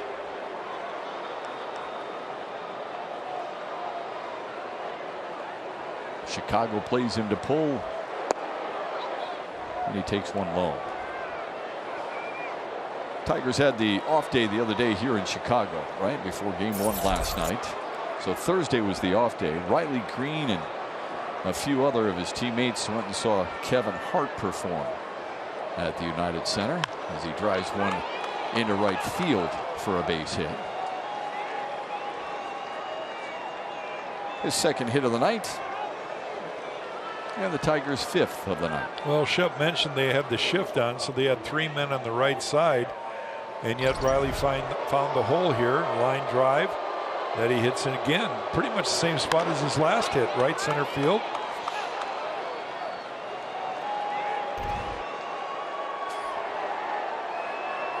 Beautiful stroke.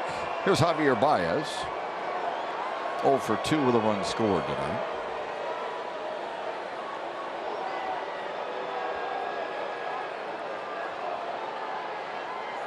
Big swing and a miss. That's the slider. 0-1.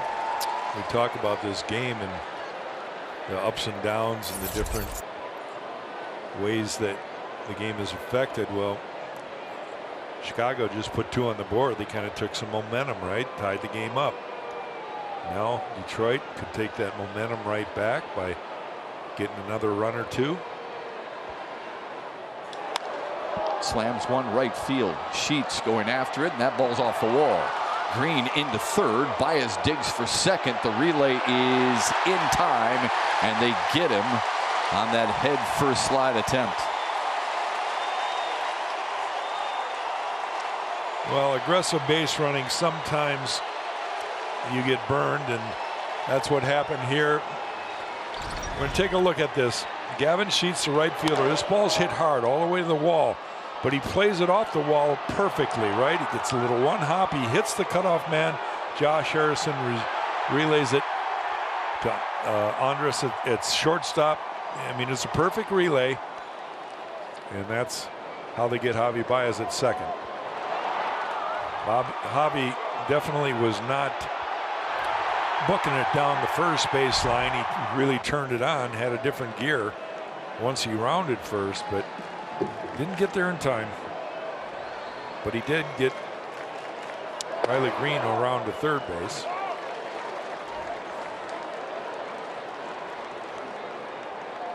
Another RBI shot for Harold Castro, whose 2-run homer in the first was his career-high 7th of the season. That's up and in, and it's 1-1. You know, when I watch Harold, especially from our center field camera, it's kind of fun to watch how quickly he recognizes a pitch.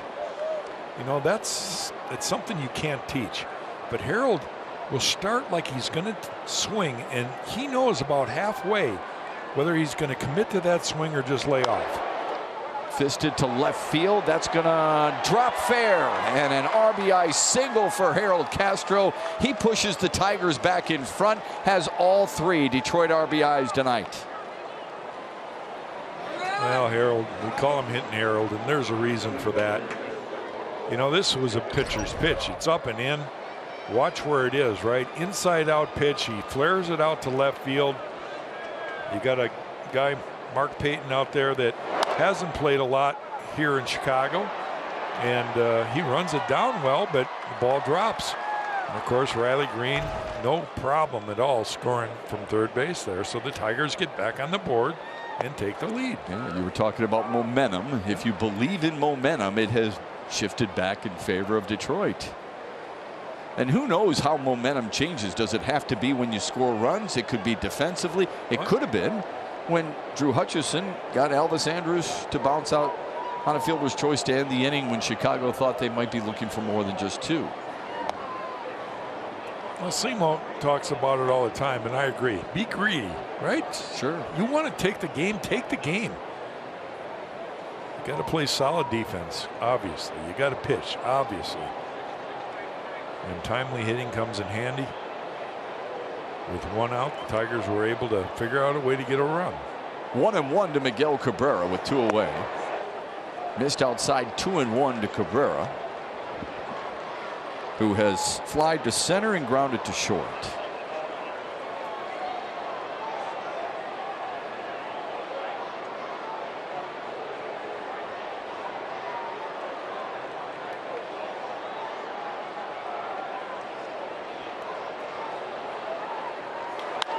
Fly ball left center field.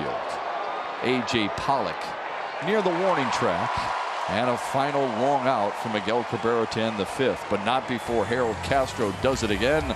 Another RBI, and he's got Detroit in front by a run.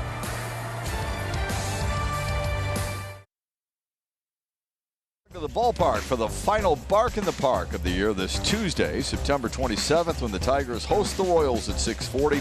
Ticket packages, including a ticket for you and your dog, and a donation to the Michigan Humane Society are on sale right now. Go to tigers.com/bark. A lot of bark and bite in the Tigers so far tonight. They lead at 3-2 into the bottom of the 5th. Yoan Moncada, Jose Abreu, and Eloy Jimenez for Chicago. Moncada walked in the 1st, struck out looking in the 3rd. It's the lone strikeout for Drew Hutchison so far tonight. This is kind of a typical night, though, for Drew. We're not seeing anything we haven't seen in the past. Here he is in the 5th inning. Pitch count at 68, which is pretty decent.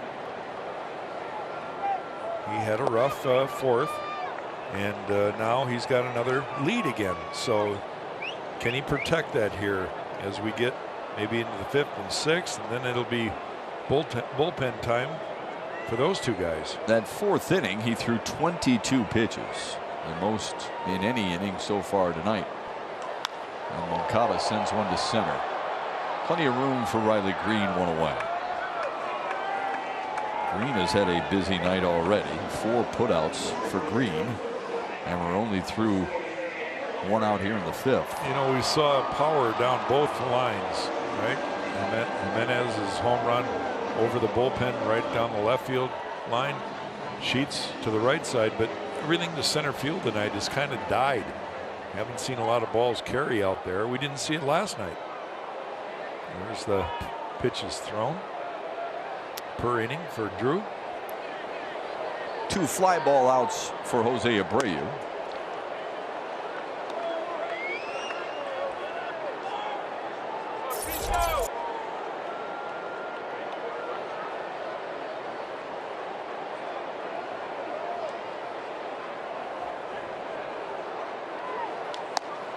Swung on and missed.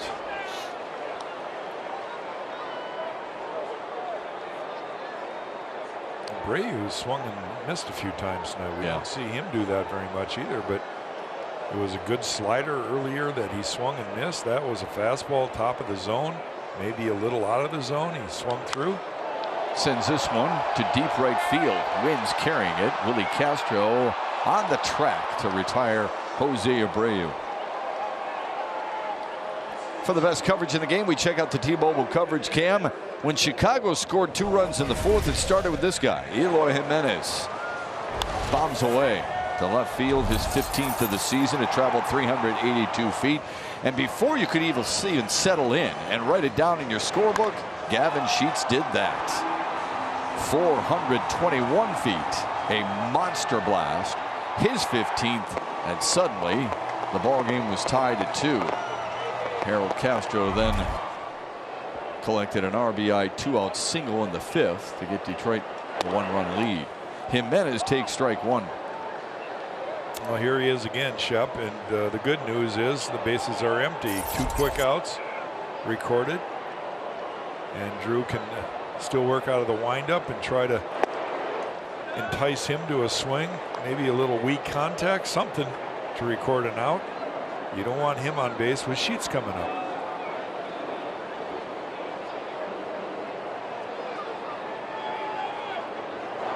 That's in the dirt, and it's 2-1.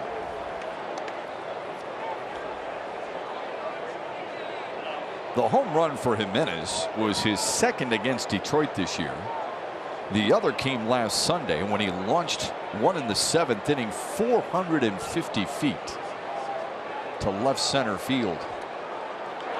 This one on the ground to short.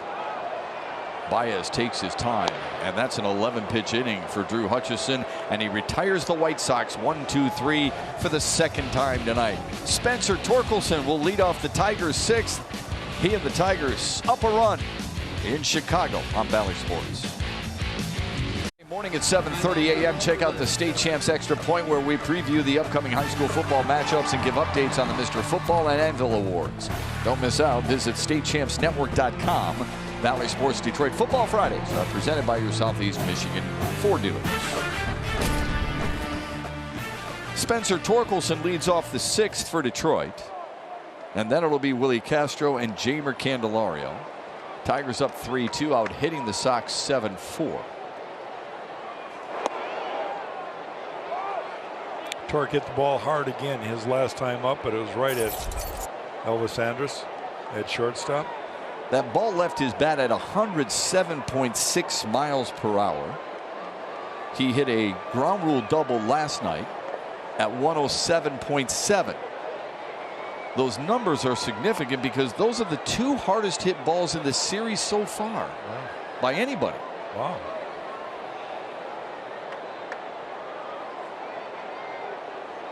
Well, let's see if he can get a little backspin and the right launch angle and see how far it can go. Well, that would be fun to call, wouldn't it? Popped it up. Right center field. Pollock backs up. He's got it. And there's one away here in the 6th.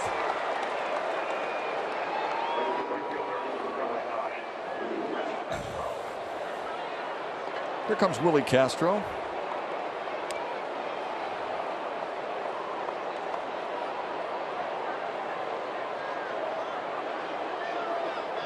One of the 7 Tigers hits tonight.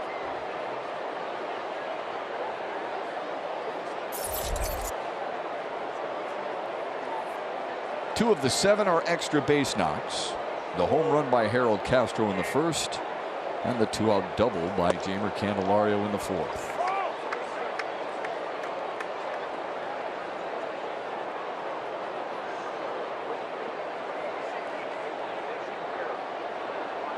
Martin's had a pretty good pitch of a mix of fastball, curveball, slider. And there's a changeup. Just as I say that, he pulls the string a little bit. Alex Lang getting loose. And they usually don't get him up just to have some fun out there. He should probably be coming in the game.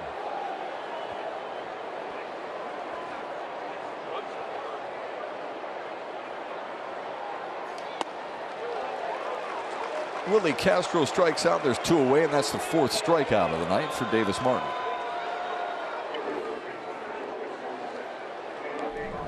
Pretty sure this was just a fastball, wasn't it? Good fastball, 95, upper part of the zone, but hittable. Willie swings underneath it.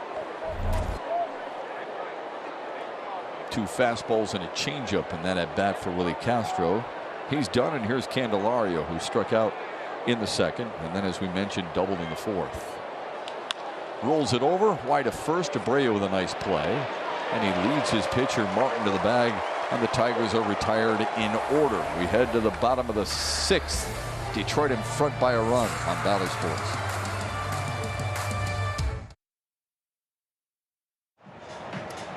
we welcome you back here to the ballpark. Tigers go to their bullpen, and one bullpen arm they are not going to have for the remainder of the season is Joe Jimenez. Jimenez has been shut down with a right lumbar strain. Been dealing with it in his back. He says for about a month now. Last night when he was warming, felt like it was something that it felt worse than it had before, and he said he didn't want to put the team in jeopardy, so he mentioned something about it, and the team has decided to shut him down. His biggest thing right now, guys, is trying to get himself healthy. We know how great of a year he had. 27-year-old arm. He's been fabulous all season long. You make a case his best year since his All-Star campaign, but he's going to be shut down for the rest of the year. Angel De Jesus has been called up in his stead, so he'll get an opportunity here over the stretch run. But we hope Joe gets healthy, and he said his plan is just come back ready to go, ready to attack next year at spring training. Yeah, I love that mindset. I asked him, what are you most proud of this year? And Jimenez said, my consistency. And I think that was a perfect answer. And then I kind of reminded him, hey, high leverage situations too. Yeah. You were used and really good in the high leverage situations. De Jesus, by the way, hasn't pitched for a couple of days, so he'll be ready to go for A.J. Hinch if need. In the meantime, a Wallside Windows pitching change has Alex Lang into the ball game here in the 6th, facing Gavin Sheets, A.J. Pollock, and Yasmani Grandal. Well, I think A.J. wanted to get Alex Lang in the game here because he can really spin it, and he's got a good off-speed pitch. So Drew Hutchison leaves after 5 innings of work, and he has the lead. See if the bullpen can do their part now. So yeah, I just want to add one more thing about Joe Jimenez.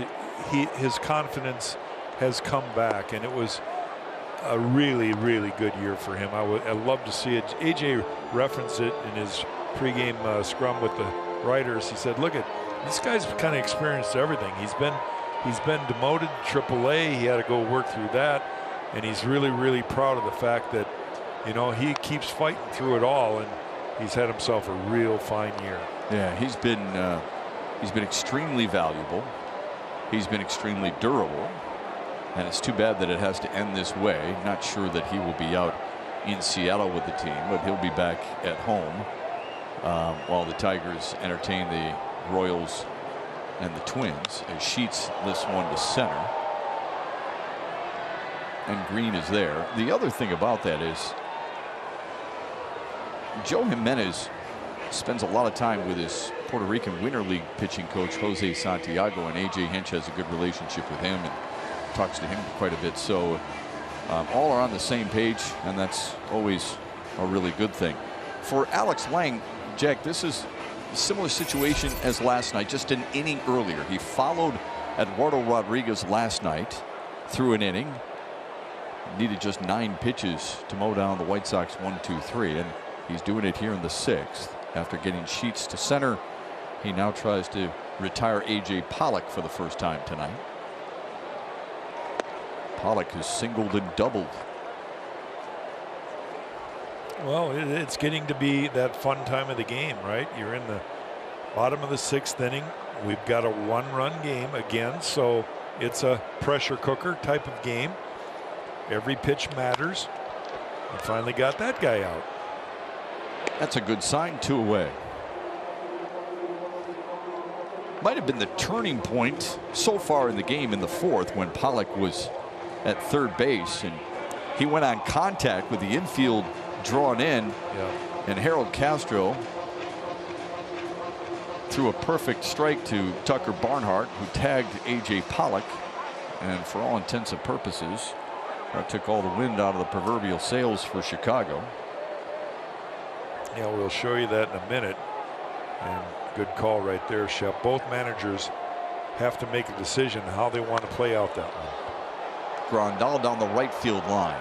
High in the air. Castro is back there and makes an over-the-shoulder grab. 9 pitches last night to retire the White Sox 1-2-3 for Alex Lang. 9 pitches tonight to retire the White Sox 1-2-3 with a little help from Harold Castro on this foul ball. What a beauty. For tomorrow's series wrap-up and season wrap-up between the White Sox and the Tigers, it's presented by Wallside Windows. Dylan Cease against Tyler Alexander. Alexander, a winner last time out Monday against Baltimore, Dylan Cease, it seems like all he does is win against Detroit. It'll be his 13th career start against the Tigers. He is 10-1 all time against Detroit. And you could make the case he should be in the Cy Young conversation. Wallside Windows pitching change. Jake Diekman with his 66th appearance for Chicago. He gets the 7th, and he gets the 8, 9, and 1 hitters. And Tucker Barnhart shoots one to right for a base hit. His first base hit of the night, and the Tigers' 8th of the night as a team. Well, we told you earlier about Erie and Somerset in a playoff battle, and Erie has taken game 1 of that series 6-5 in comeback fashion. Congratulations to the Erie Seawolves. Keep it rolling, fellas. We're rooting for you. One win away from a championship. Akil Baddoo stands in. Leadoff man on yet again for Detroit.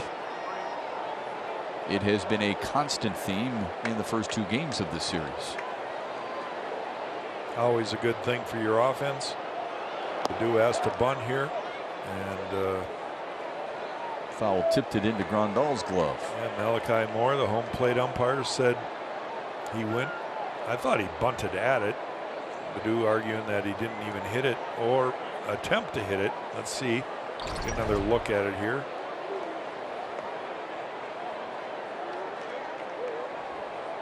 I don't think it touched the bat, but look where his bat is. Yeah, he went after it, so that's an attempted bunt. It's like a strike, swinging a strike. Either way, 1-1.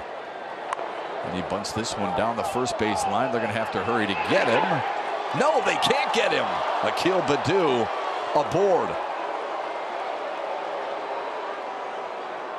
Well, that's what hustle gets for you right there. They're going to check the replay. Abreu has got to kind of lob it over, and Baddoo's foot got down before Harrison caught the ball, so I think the umpire got it right.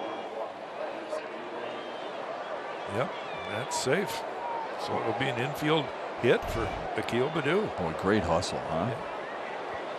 Yeah, you do your job. Number one, you want to get the ball down. He did that. Then it's the hustle down the line with his speed that can reward you with a base hit. Exactly what happened. First career bunt hit for Akil Baddoo. First 2 men aboard here in the 7th for Riley Green, who has singled twice and scored once.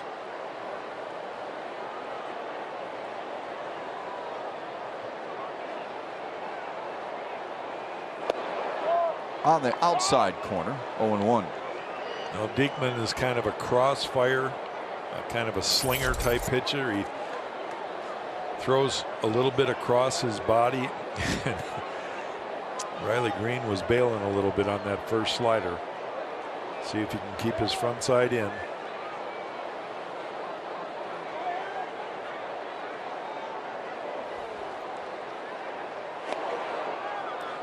Better job right there.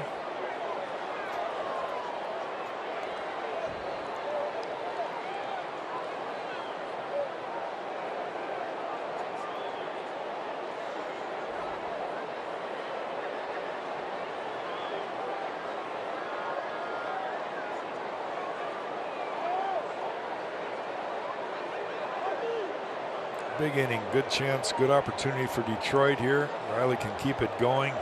Those add-on runs give you a little breathing room. Front door slider that never came back to the plate. 2-1 now to Riley Green.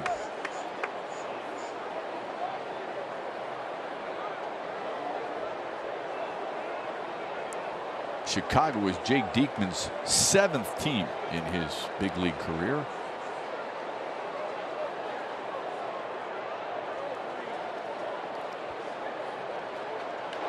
Base hit up the middle. A 3-hit night for Riley Green. Here comes Tucker Barnhart. He will score without a throw, and the Tigers' lead is 2. 4-2 thanks to Riley Green's RBI single here in the 7th. Well, he did just exactly what you're hoping for. You pick up that runner at second base. You add on the second insurance run. You stay and keep the inning going without an out recorded.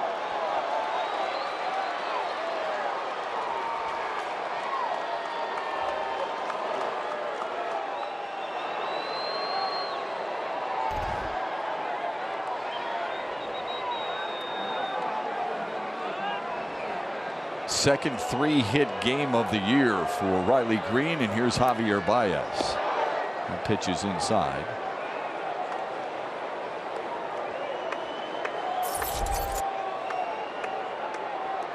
Baez a single for 3 with a run scored tonight. He has seen 8 pitches now and swung at 6 of them tonight. Well, Diekman's more a guy that he should be able to handle. Ball's coming in. He likes it coming in to his inside part of the plate better than everything going away. Will Vest getting loose. Looks like he's ready to go. He'll get the bottom of 7. A.J. Hinch said he'd use Will Vest a little bit more with Joe Jimenez no longer available and shut down for the rest of the year. 10 hits pounded out by the Tigers tonight. Baez fouls it away. We've noticed that Javier Baez has had a lot of balls in this series so far. It's only 2 games deep here, but he's been hitting a lot of balls to right field. And what he's doing is he's trying to keep that front side closed. He's obviously hasn't seen a lot of left-handers. So, you know, it wouldn't surprise me if he opens up and pulls it down the left field line, but his intent to go up the middle. In the air, deep right center field. Pollock chasing, still traveling. See ya! 3-run bomb for Javier Baez, and he puts his hand to his ear and says, "Let me hear what you have to say now."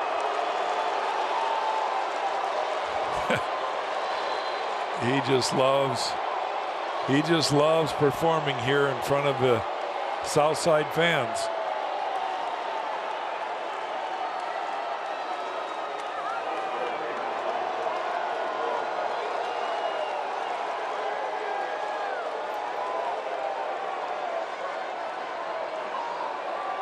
Some Tigers faithful are cheering, but they're heavily outnumbered by White Sox faithful who are booing him mercilessly.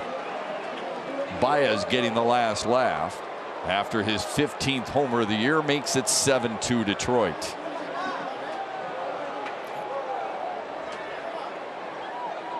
Well, that's the crooked number you're hoping for. Javi gets the big swing with a couple men aboard.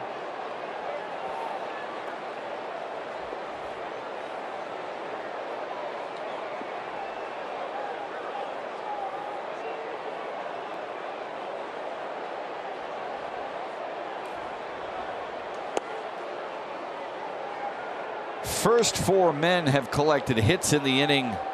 All 4 have scored. Single by Barnhart, bunt single by Baddoo, single by Green, and then the home run from Javier Baez. Castro fouls it away. 1-2. We were talking about Javi Baez wanting to hit the ball up the middle. Well, he was off the plate a little bit, staying deeper than he was against the right-hander with the left-hander Diekman on the mound. That ball was elevated. He likes the ball coming into him, like I said, but more than anything else, he's trying to hit it to the right side or up the middle. Look at Harold. Speaking of 3-hit nights, Harold Castro with a single to left. But Javi just put on that perfect swing. The ball elevated, and he drove it a long way. I talked a little bit earlier about we didn't see a lot of balls carrying out to center field. Well, when you swing that hard, and Javi knew it, he's putting on a show for the home crowd here.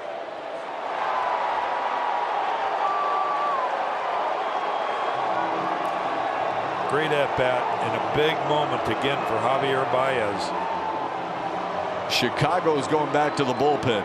Diekman's night spoiled by the Tigers here in the 7th.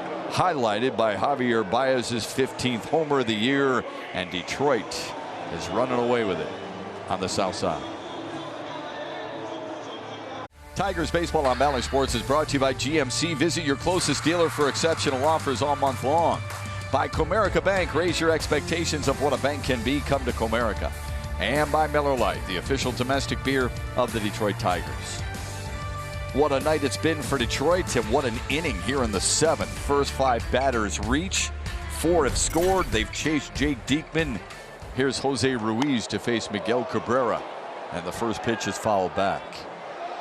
12 hits for the Tigers tonight. Ruiz in his 60th appearance, trying to salvage something for the White Sox after Detroit has put up this crooked number in the inning.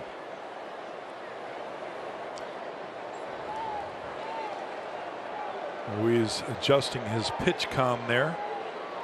That's the communication device between the catcher and the pitcher to call balls and strikes.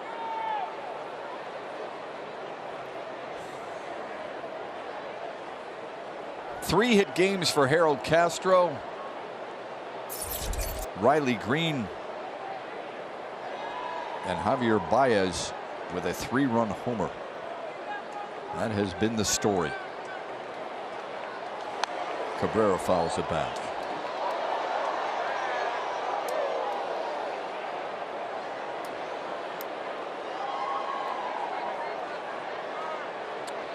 We talk about pitchers trying to deal with adversity and avoid those ugly crooked number innings. Well, Detroit just put one on Chicago, and they've really been hitting the ball a lot better here on this whole road trip.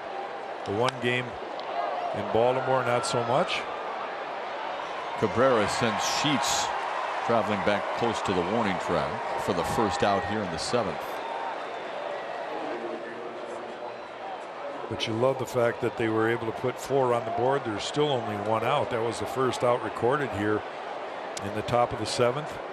Now you got a guy coming up that's been really scalding the ball hard. See if he can get something that he can handle and find a hole out there. Good looking scoreboard for the Tigers.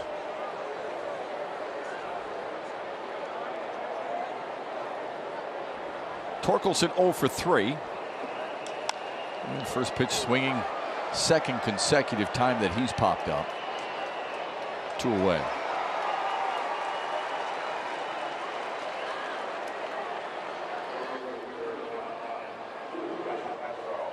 Here comes Willie Castro. A single, a line out, and a strikeout for Willie Castro.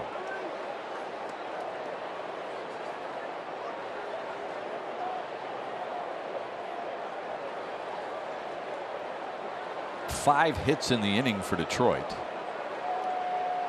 Their season high for hits in an inning is 6. That took place against Colorado in the first inning when Detroit blew them out 13-0, and Miguel Cabrera collected his 3,000th career hit on a sunshiny afternoon at Comerica Park.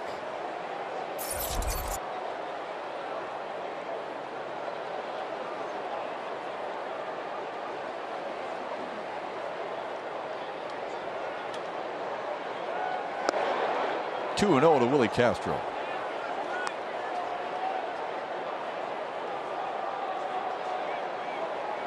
Inning started with a single by Tucker Barnhart. Akil Baddoo tried to bunt him along, but his hustle was able to beat out the throw. Riley Green with an RBI single, and then Baez with a 410-foot 3-run homer. Big swing and a miss, 2-1 to Willie Castro.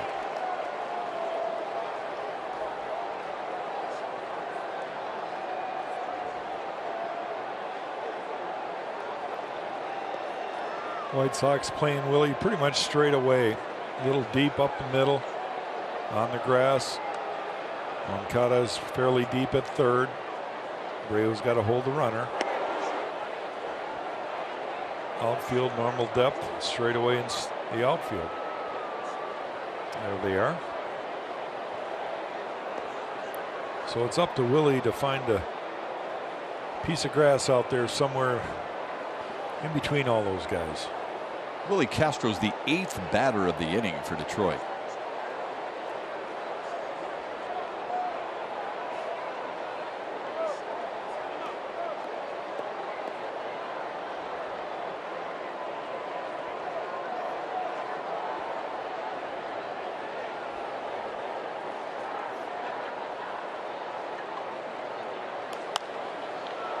Fouled away. 3-2 to Willie Castro.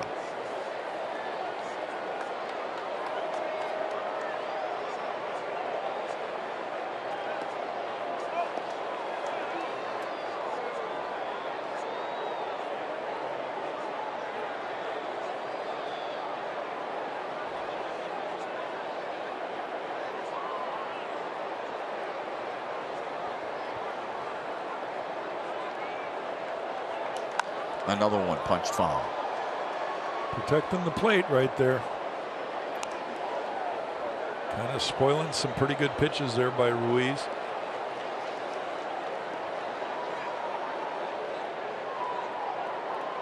Two outs. Abreu now behind Harold at first base, so Harold will take off as soon as the ball is delivered towards the plate.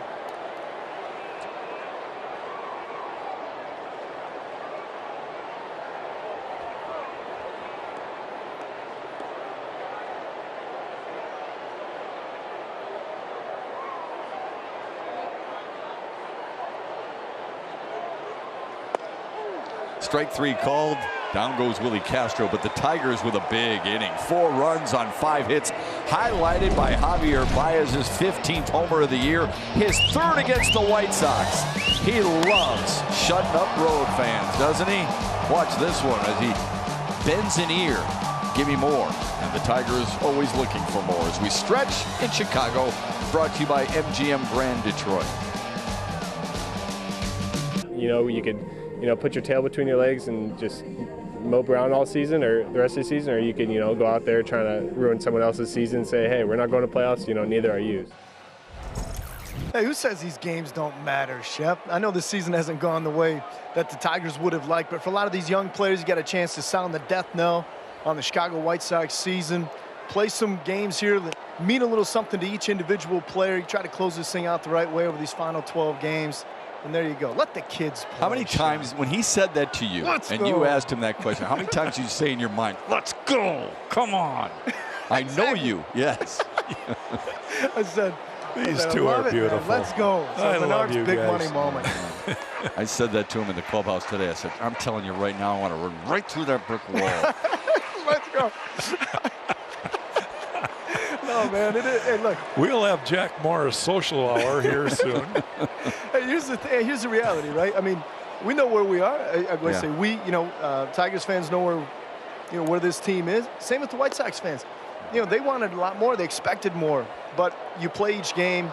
You do justice to the game by playing it the right way. And again, for a lot of these young guys, like Jack, you mentioned it, earlier in this broadcast when we first heard that sound. It's like, how do you get up for games? What does it take? How do you motivate yourself? And sometimes it's that. I mean, by the end of this weekend, Chicago could be mathematically out of this thing. Yeah, you take some solace in that, right? Take some solace in. Why not? You're going to see him again next year. It's a great rivalry. You're going to see him again next year. You start building things, right? You start building things as we get into the offseason going into next year where anything can happen. Yeah, that's well said. I like that. Let's go. Come on, Johnny. Johnny, get up here. Again, let's do a chest bump right now. Come on. You are fired up. But I can tell you this, and it's only because I've experienced the same thing, and I hope they have the same pattern that we did. When you start playing well at the end of the year when you're eliminated, and there's purpose for it, you're really excited to go into spring training the next year. And that can and should build momentum and confidence. This game is such a mental game that if you have the confidence going into spring and you can stay healthy, you never know what can happen. Absolutely. Hopefully that's exactly the path these guys are on, because it was the path of the young Kirk Gibsons and Jack Morris and Dan Petrie's and Lou Whitakers and Alan Trammell's and Lance Parrish's. We all kind of went through that together. Okay, let me ask you this, though. And I don't want to be Debbie Downer, but we always got to look at two sides to the coin, right? Last year, Detroit improved. They get to 77 wins, 3rd place in the AL Central. And you think, hey, can't wait for spring training, carry that momentum into the following season. And this season has been collectively a disappointment. So how do you differentiate between the two? Well, I just add a lot of that to injuries. You look at the number of starting pitchers, and it hasn't been pretty. I'm basically referring to the last month or so when Kreidler came up and added some more, when Kerry Carpenter came up and added that core group of young guys that played together in the minor leagues. And now you're seeing a better Spencer Torkelson, better at bats.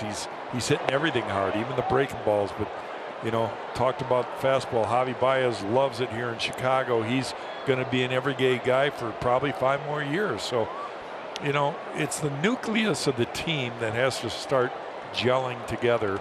And these games are important in that regard. That's just it, Jack. That was exactly my point that I was going to make. A base knock. The whole idea is we're going to see There's going to be turnover on the roster, we know. But you're talking about this young core.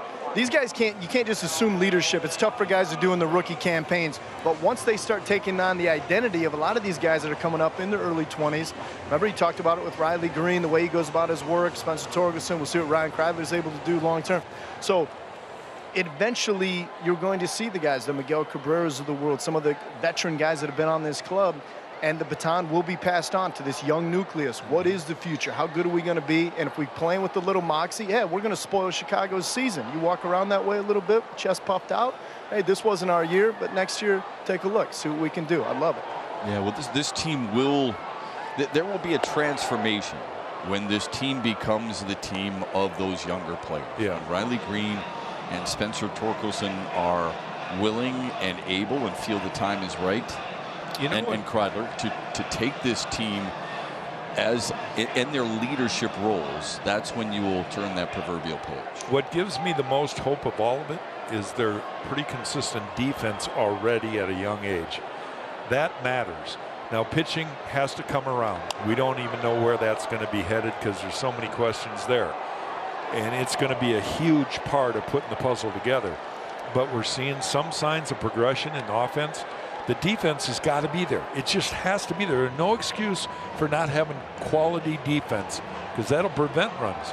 And we're seeing some really talented young guys defensively. We've already seen the defense make a drastic turn from a year ago where collectively it was a minus 37 defensive run saves, and it's been much better this year, as high as I believe plus 27 at one point. But that's a start, and we all know the pitching has not been the issue. It's been the offense.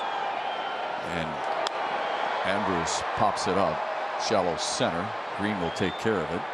And it's what you had already referred to earlier when Scott Harris, the new president of baseball operations, at his press conference, what are some of the things you're looking for? We've got to control the strike zone. They're doing that as pitchers.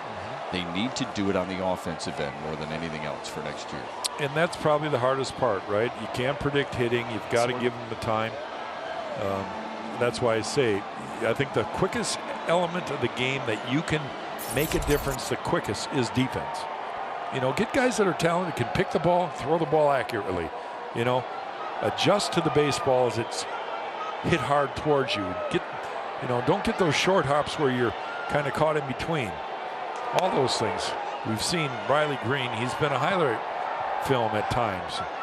I was about to say on that last ball, that's where baseballs go to die. You don't want to hit it out to Riley Green. Yeah, we've seen it with Green. We've seen Torkelson pick it at first. Kreidler, we'd already shown you, in case you missed it, that impressive double play that he started last night as Moncada stares at a 1-1 pitch here from Will Vest.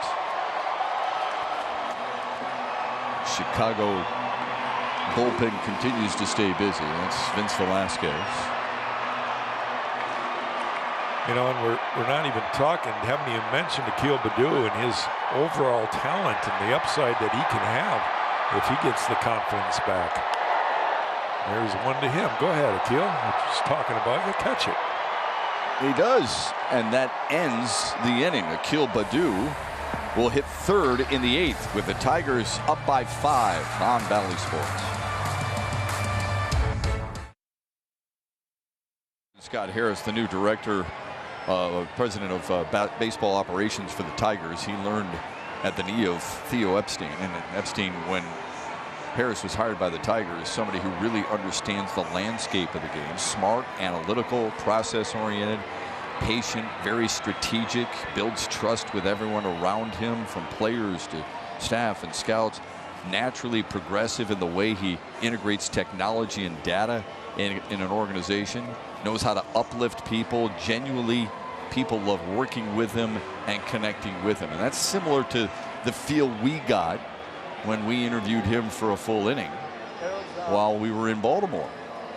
And that's something that Scott Harris is well known for. We know A.J. Hinch has already, to a certain extent, worn him out, constantly texting and calling him about ideas. It is a constant think tank of baseball in Detroit between those two. And of course, as we mentioned, Scott Harris says he will name a general manager. When that is, we don't know, but he will look and naming it the general manager.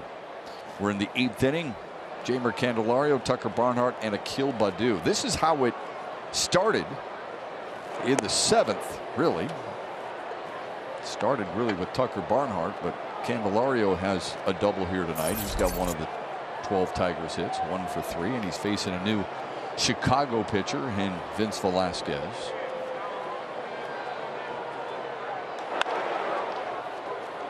By a diving Harrison.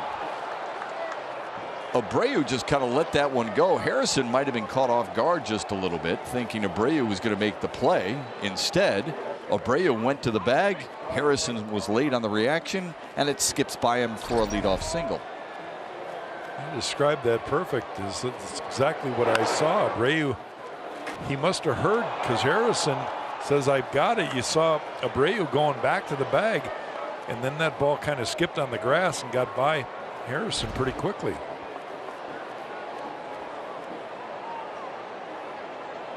Here's Barnhart, who singled and scored in the 7th, triggering a 4-run 7th inning for Detroit.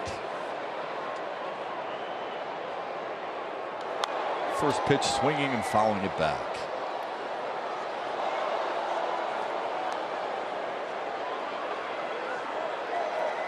Someone lost a bet.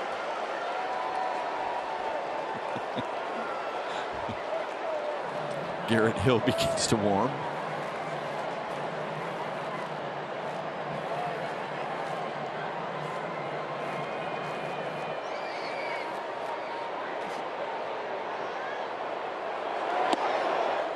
Up high, and it's 1-1 to Tucker Barnhart. One of the pluses with Detroit again today is they've applied some pressure on Chicago's pitching staff in more than one inning. It's not just been a one and done type thing. They've been able to keep on the attack. That's rolled foul. What you really appreciate too is after Chicago had tied it up with back-to-back solo bombs in the 4th, Detroit answered in the 5th. With 2 outs, Harold Castro hit an RBI single and then opened it up in the 7th. But the bounce back effort by Detroit was impressive. I got a rub.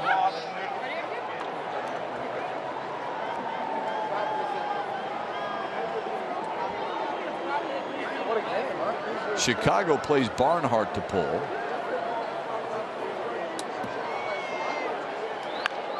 And he rolls one into the shift. Moncada able to help turn the double play 2 away.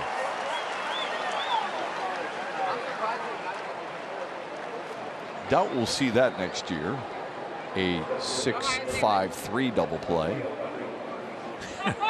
Yeah, you think about that traditionally. That would mean the shortstop throws it to the third baseman and then back to first with a runner at first. So that doesn't make a lot of sense typically, but that's the way it worked out. Base is clear for Akil Baddoo, and there's the defense Chicago has implemented against Akil Baddoo, who bunted his way on and beat it out on great hustle in the 7th. Ended up scoring. He's been on base twice tonight.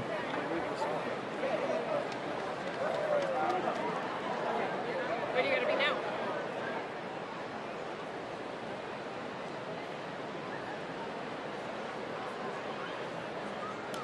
Fouled away. 1-1 to Akil Baddoo.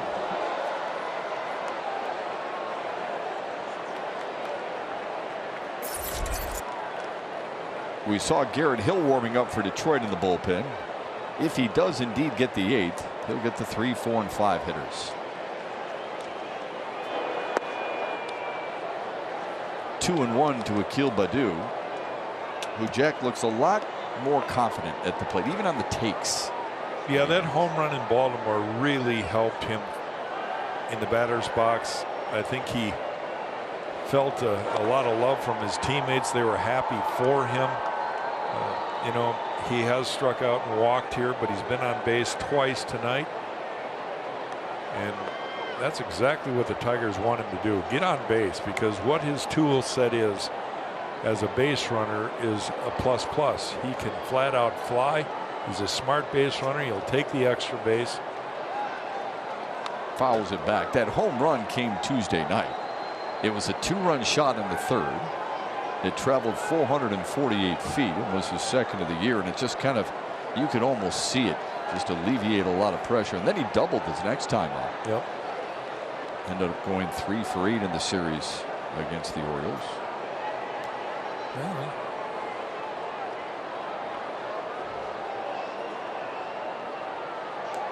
And draws his second walk of the night. There he goes. Here's our Comerica Bank game summary. The Tigers' top of the order has done a ton of damage. Riley Green, his second 3-hit night of the year. Javier Baez delivered his 15th home run of the season and drove in 3. And Harold Castro had the first 3 RBIs of the night for Detroit, including home run number 7 on the season. Good stuff from the top 3 in A.J. Hinch's order. I know he's impressed.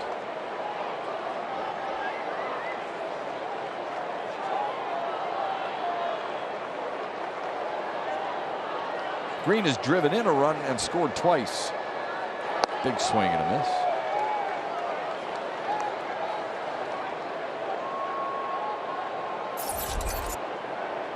Pretty good changeup right there that fooled Riley. He was out in front of that ball. It was down at the bottom of the zone.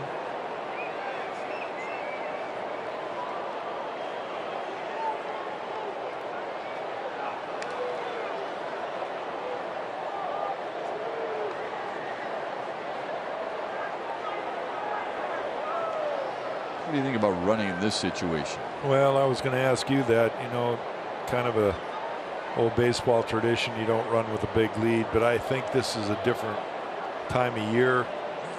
I know that Baddoo could get a bag here if he wants it.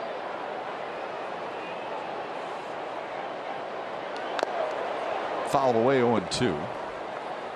Yeah, look, if you get caught stealing, the top of your order leads off in the 9th, right? Right. If you steal the bag, you got a run producer on deck and a guy who's already driven in a run tonight. So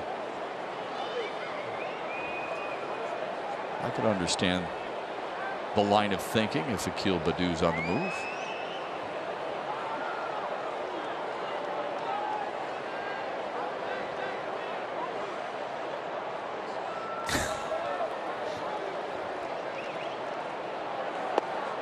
Strike 3. Riley Green knew it. Inning over. We head to the home half of the 8th. The Tigers up by 5 here on a really good looking Saturday night in Chicago for the Tigers.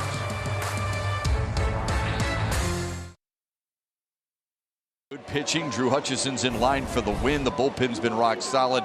Defense hasn't had to make some spectacular plays, but offensively they've been rock solid again tonight. Yeah, there's just a lot to like about what Detroit has done again tonight. And you know, the big crooked number inning, Javi Baez's personal love affair with the Chicago fans here on the south side. But overall, Detroit has controlled this ball game again, and you love to see that. I think we talk about controlling the zone. They've done that, right, Shep? And defense has been solid again tonight. A lot of people probably at home thinking, where has this been this year, especially against Chicago, since the White Sox have kind of dominated the series. But Detroit is a team that is taking advantage of the opportunity that Chicago's presented, because the White Sox feel like they're kind of down and out.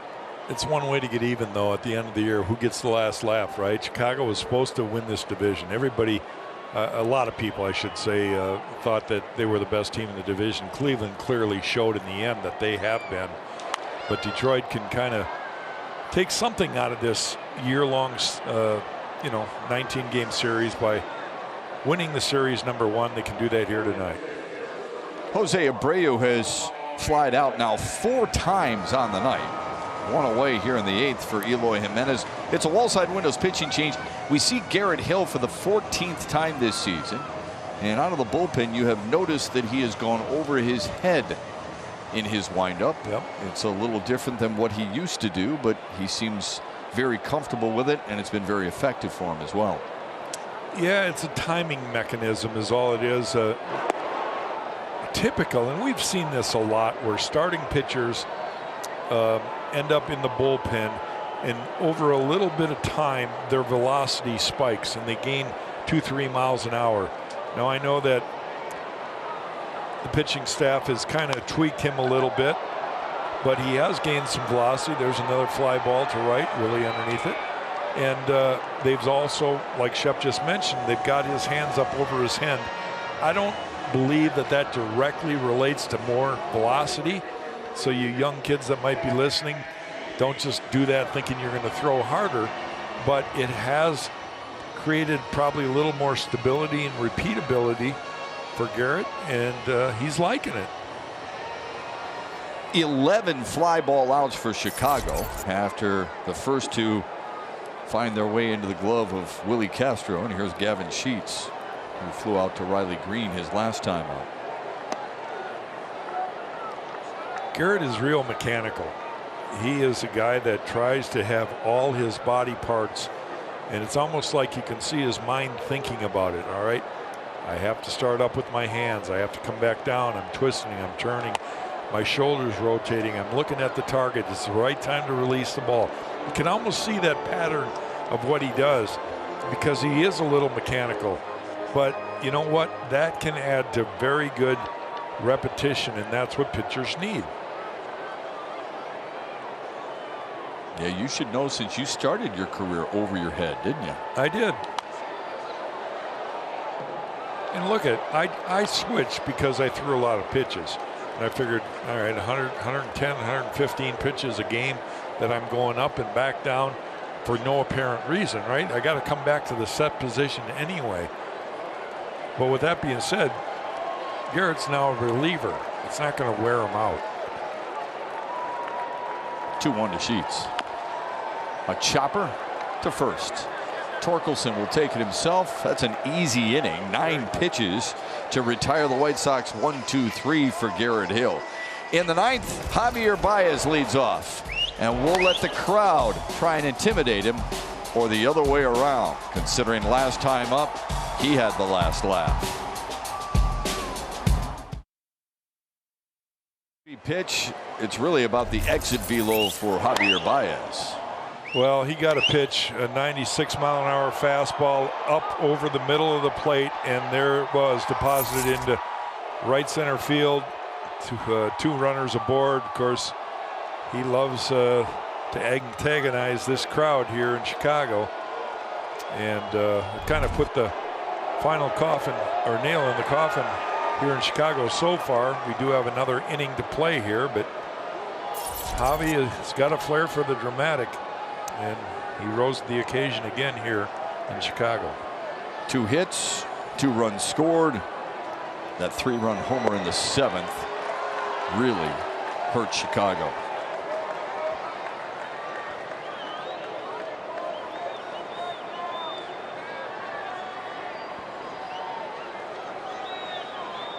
He's down 0-2 in the count.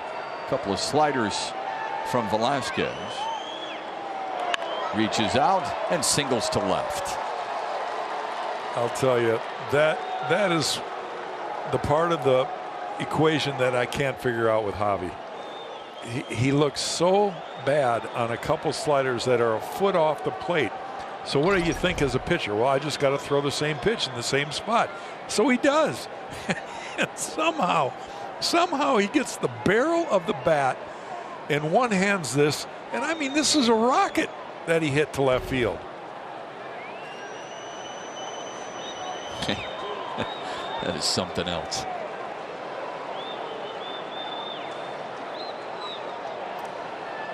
That's a pretty funny shirt. At least she stays loyal. Castro fouls it away. Baez with a 3-hit night. Green with a 3-hit night. And Harold Castro, who homered back in the 1st, drove in the game's 3rd run in the 5th, and singled in the 7th, has a 3-hit night as well.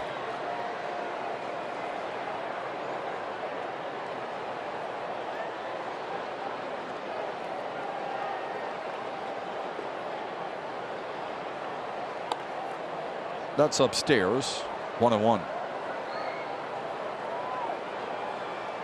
5 times tonight the Tigers have had the leadoff man aboard. You talk about putting pressure on Chicago. Detroit has done it from the very get-go. Ryan Kreidler said it on Tigers postgame last night. He thought the pressure really began with Riley Green's walk last night, and he ended up scoring.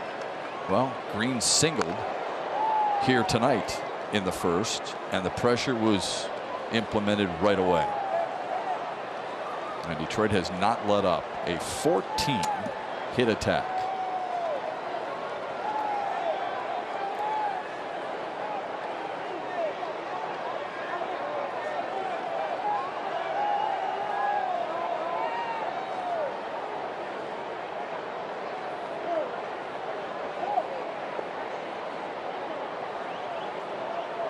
The 1-2 foul back.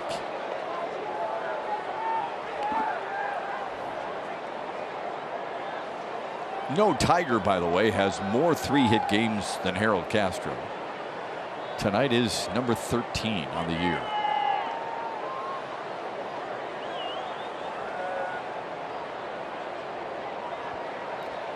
Just think of the decision that AJ had to make. Jonathan Schoop hit a home run last night. That was huge in the game. That was the go-ahead run at the time. Or the third run, I should say, for Detroit. Yeah, had the go-ahead run because it was tied. He had some of the best defense we've seen him play all year last night. And he gets rewarded by sitting today so he can get Dylan Cease tomorrow. Go get him, Jonathan. Got Cy Young on the mound tomorrow. But he's a veteran. I don't think it bothers him. Tough business. But the guy taking his place, it's hard to argue with the results. Well, that's right? my point. Yeah, right. AJ's trying to figure out a way to get Harold into some games. He's rested a little bit lately. Strikes out for the first out in the ninth. Here comes Miguel Cabrera. And speaking of Miguel Cabrera, I suggest you vote for him for the 2022 Roberto Clemente Award, which recognizes players who best represent the game through positive contributions on and off the field. Vote today. Here's how you do it. You go to MLB.com/Clemente21.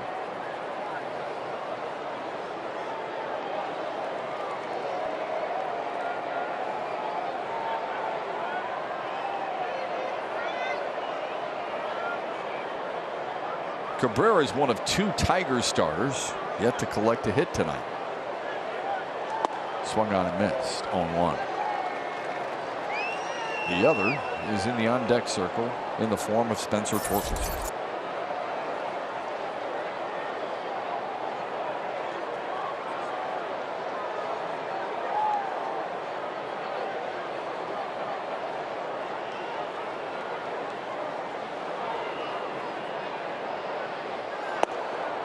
One and one to Cabrera.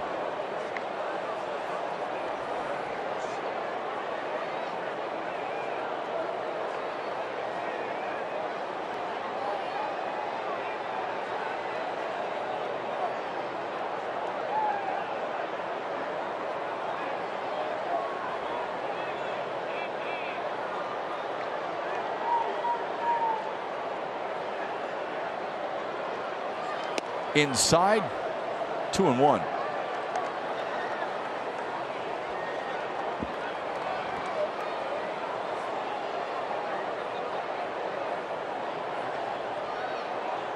There's a lot of people that wonder what is it that drives this man. And I watch Miggy at the plate and I realize what a smart hitter he is. He understands so much about what a pitcher's trying to do with him at the plate. And it's not just being a guess hitter, right?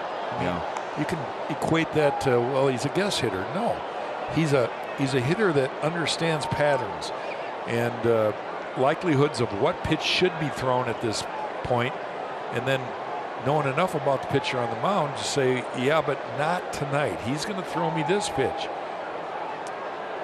I don't think we fully understand how much he has gone through this year in terms of pain. He was taking batting practice today and talked to some of the players and they go, you guys have no idea what he has put up with. He is a tough dude by dealing with it. Fly ball to left, 2 away.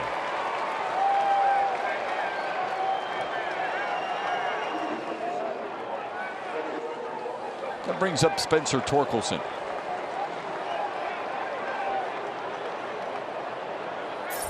In the 9th for Chicago, they will have the 6, 7, and 8 hitters.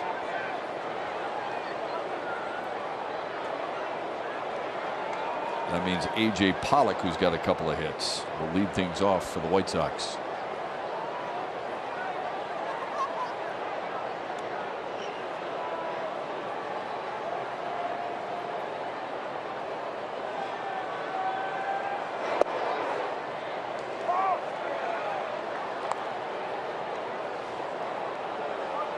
Torkelson has not quite been in rhythm tonight. He has swung at the first pitch in each of his last 2 at-bats and popped up.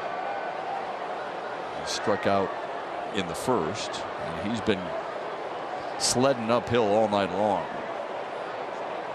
Behind in the count each at-bat. And now 0-2.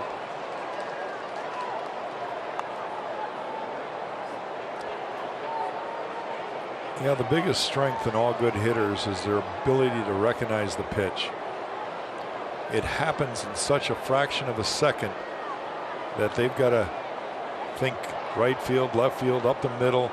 You know, do I pull my hands in? Do I throw my hands away? Is the ball up? Is the ball down? Is the ball spinning? It happens so quickly, and they have to recognize it. That bounces away from Grandal, and Baez takes advantage by moving to second.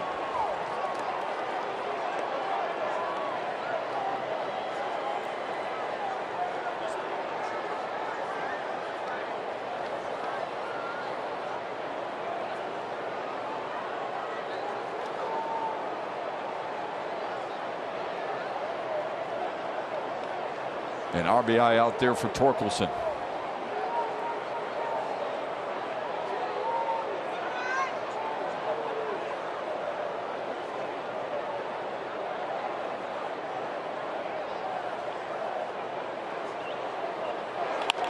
Ground ball, third base. Moncada throws out Torkelson. The inning is over, and we will head to the bottom of the 9th. Tigers in front by 5 on a productive night and looking to close it out in Chicago.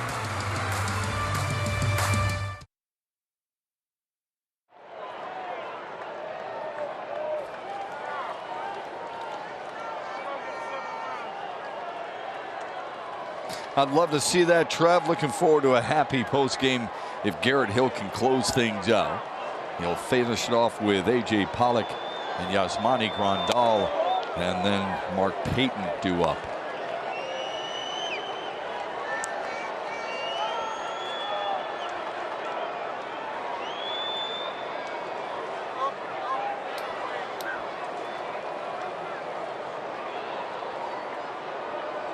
Hill working in his 2nd inning here tonight, and Pollock rolls one to third. Candelario handles it no problem, 1 out. So far, Garrett Hill has really been efficient.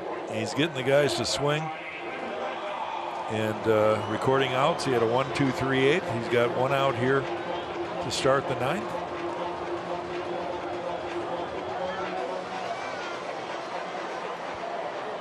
Yasmani Grandal is 0 for 3.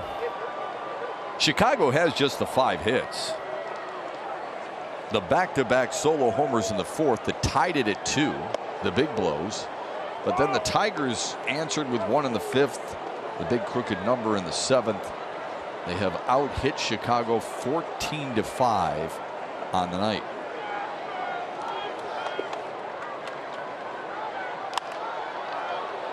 Quickly 0-2 on Yasmani Grandal.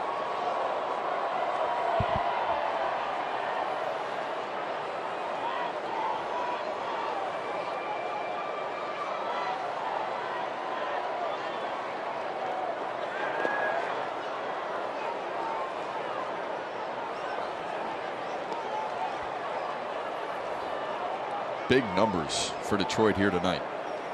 They've done a lot of things well. Yeah, they have. It's been another good night. Back-to-back nights here in the Windy City.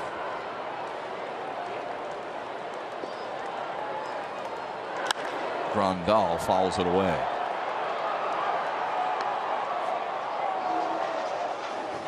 Tigers expecting to hold on here, and then tomorrow Tyler Alexander looks to give him the sweep here in Chicago against Dylan Cease.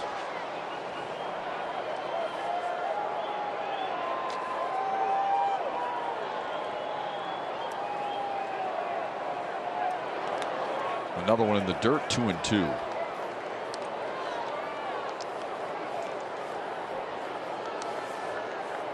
You know, when those pitches are that erratic, when you spike a curveball, it's because you're trying to be too fine. You're aware that you don't want to leave it over the middle. And so you hold on to it just a split second longer, and the ball comes out of your hand too late, and the ball's in the dirt. Well, I look at the scoreboard, and that kind of determines how crafty I have to pitch. There's a good changeup for strikeout for Garrett.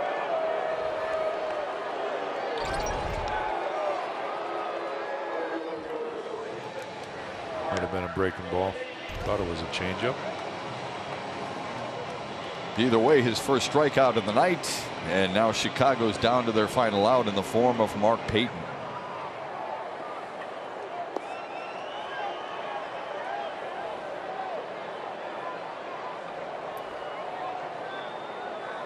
Payton 0 for 2, and he's walked. Looks at strike one. That was because of Tucker Barnhart right there. That ball's maybe an inch or two off the plate, but the way he received it is the way they're trying to teach catchers to receive it.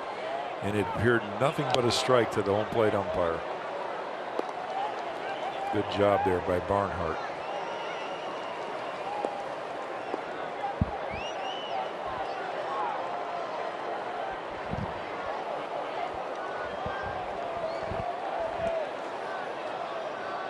Swung on and missed. Chicago down to their final strike.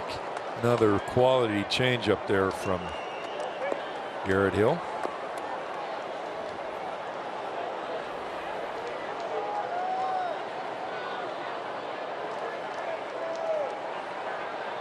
Outside, 2-2. Stick around for Tigers live postgame. Trevor Thompson, Dan Petrie in studio. Johnny Kane will be talking with Tigers players and A.J. Hinch about the 7-2 win here in Chicago tonight. Win the series in Baltimore, a chance to win the series of the win here tonight, but 3-2 to Payton.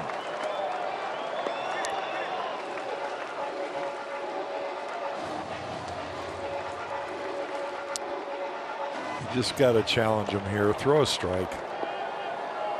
Whatever happens, happens, but don't extend this game any longer. Just go ahead and throw a strike. Keep him off the bases via the walk.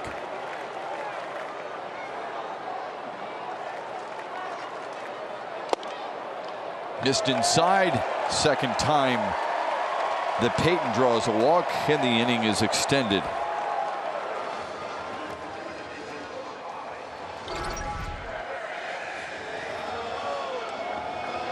This ball looked like it caught the corner. Didn't get the favorable call.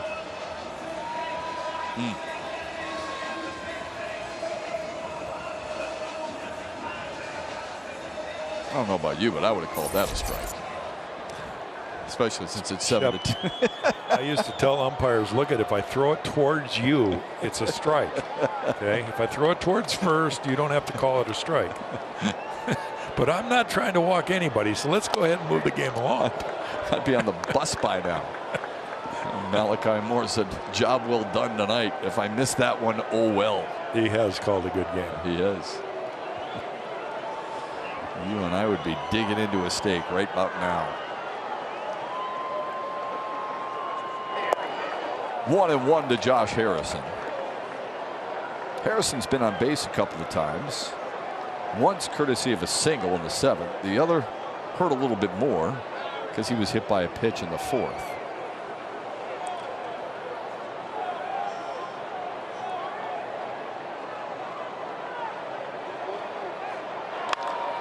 In the air to center. Ball game. Tigers win it comfortably 7-2, and a good all-around night for Detroit. Let's send it to Trevor Thompson and Dan Petrie in the Valley Sports Studio.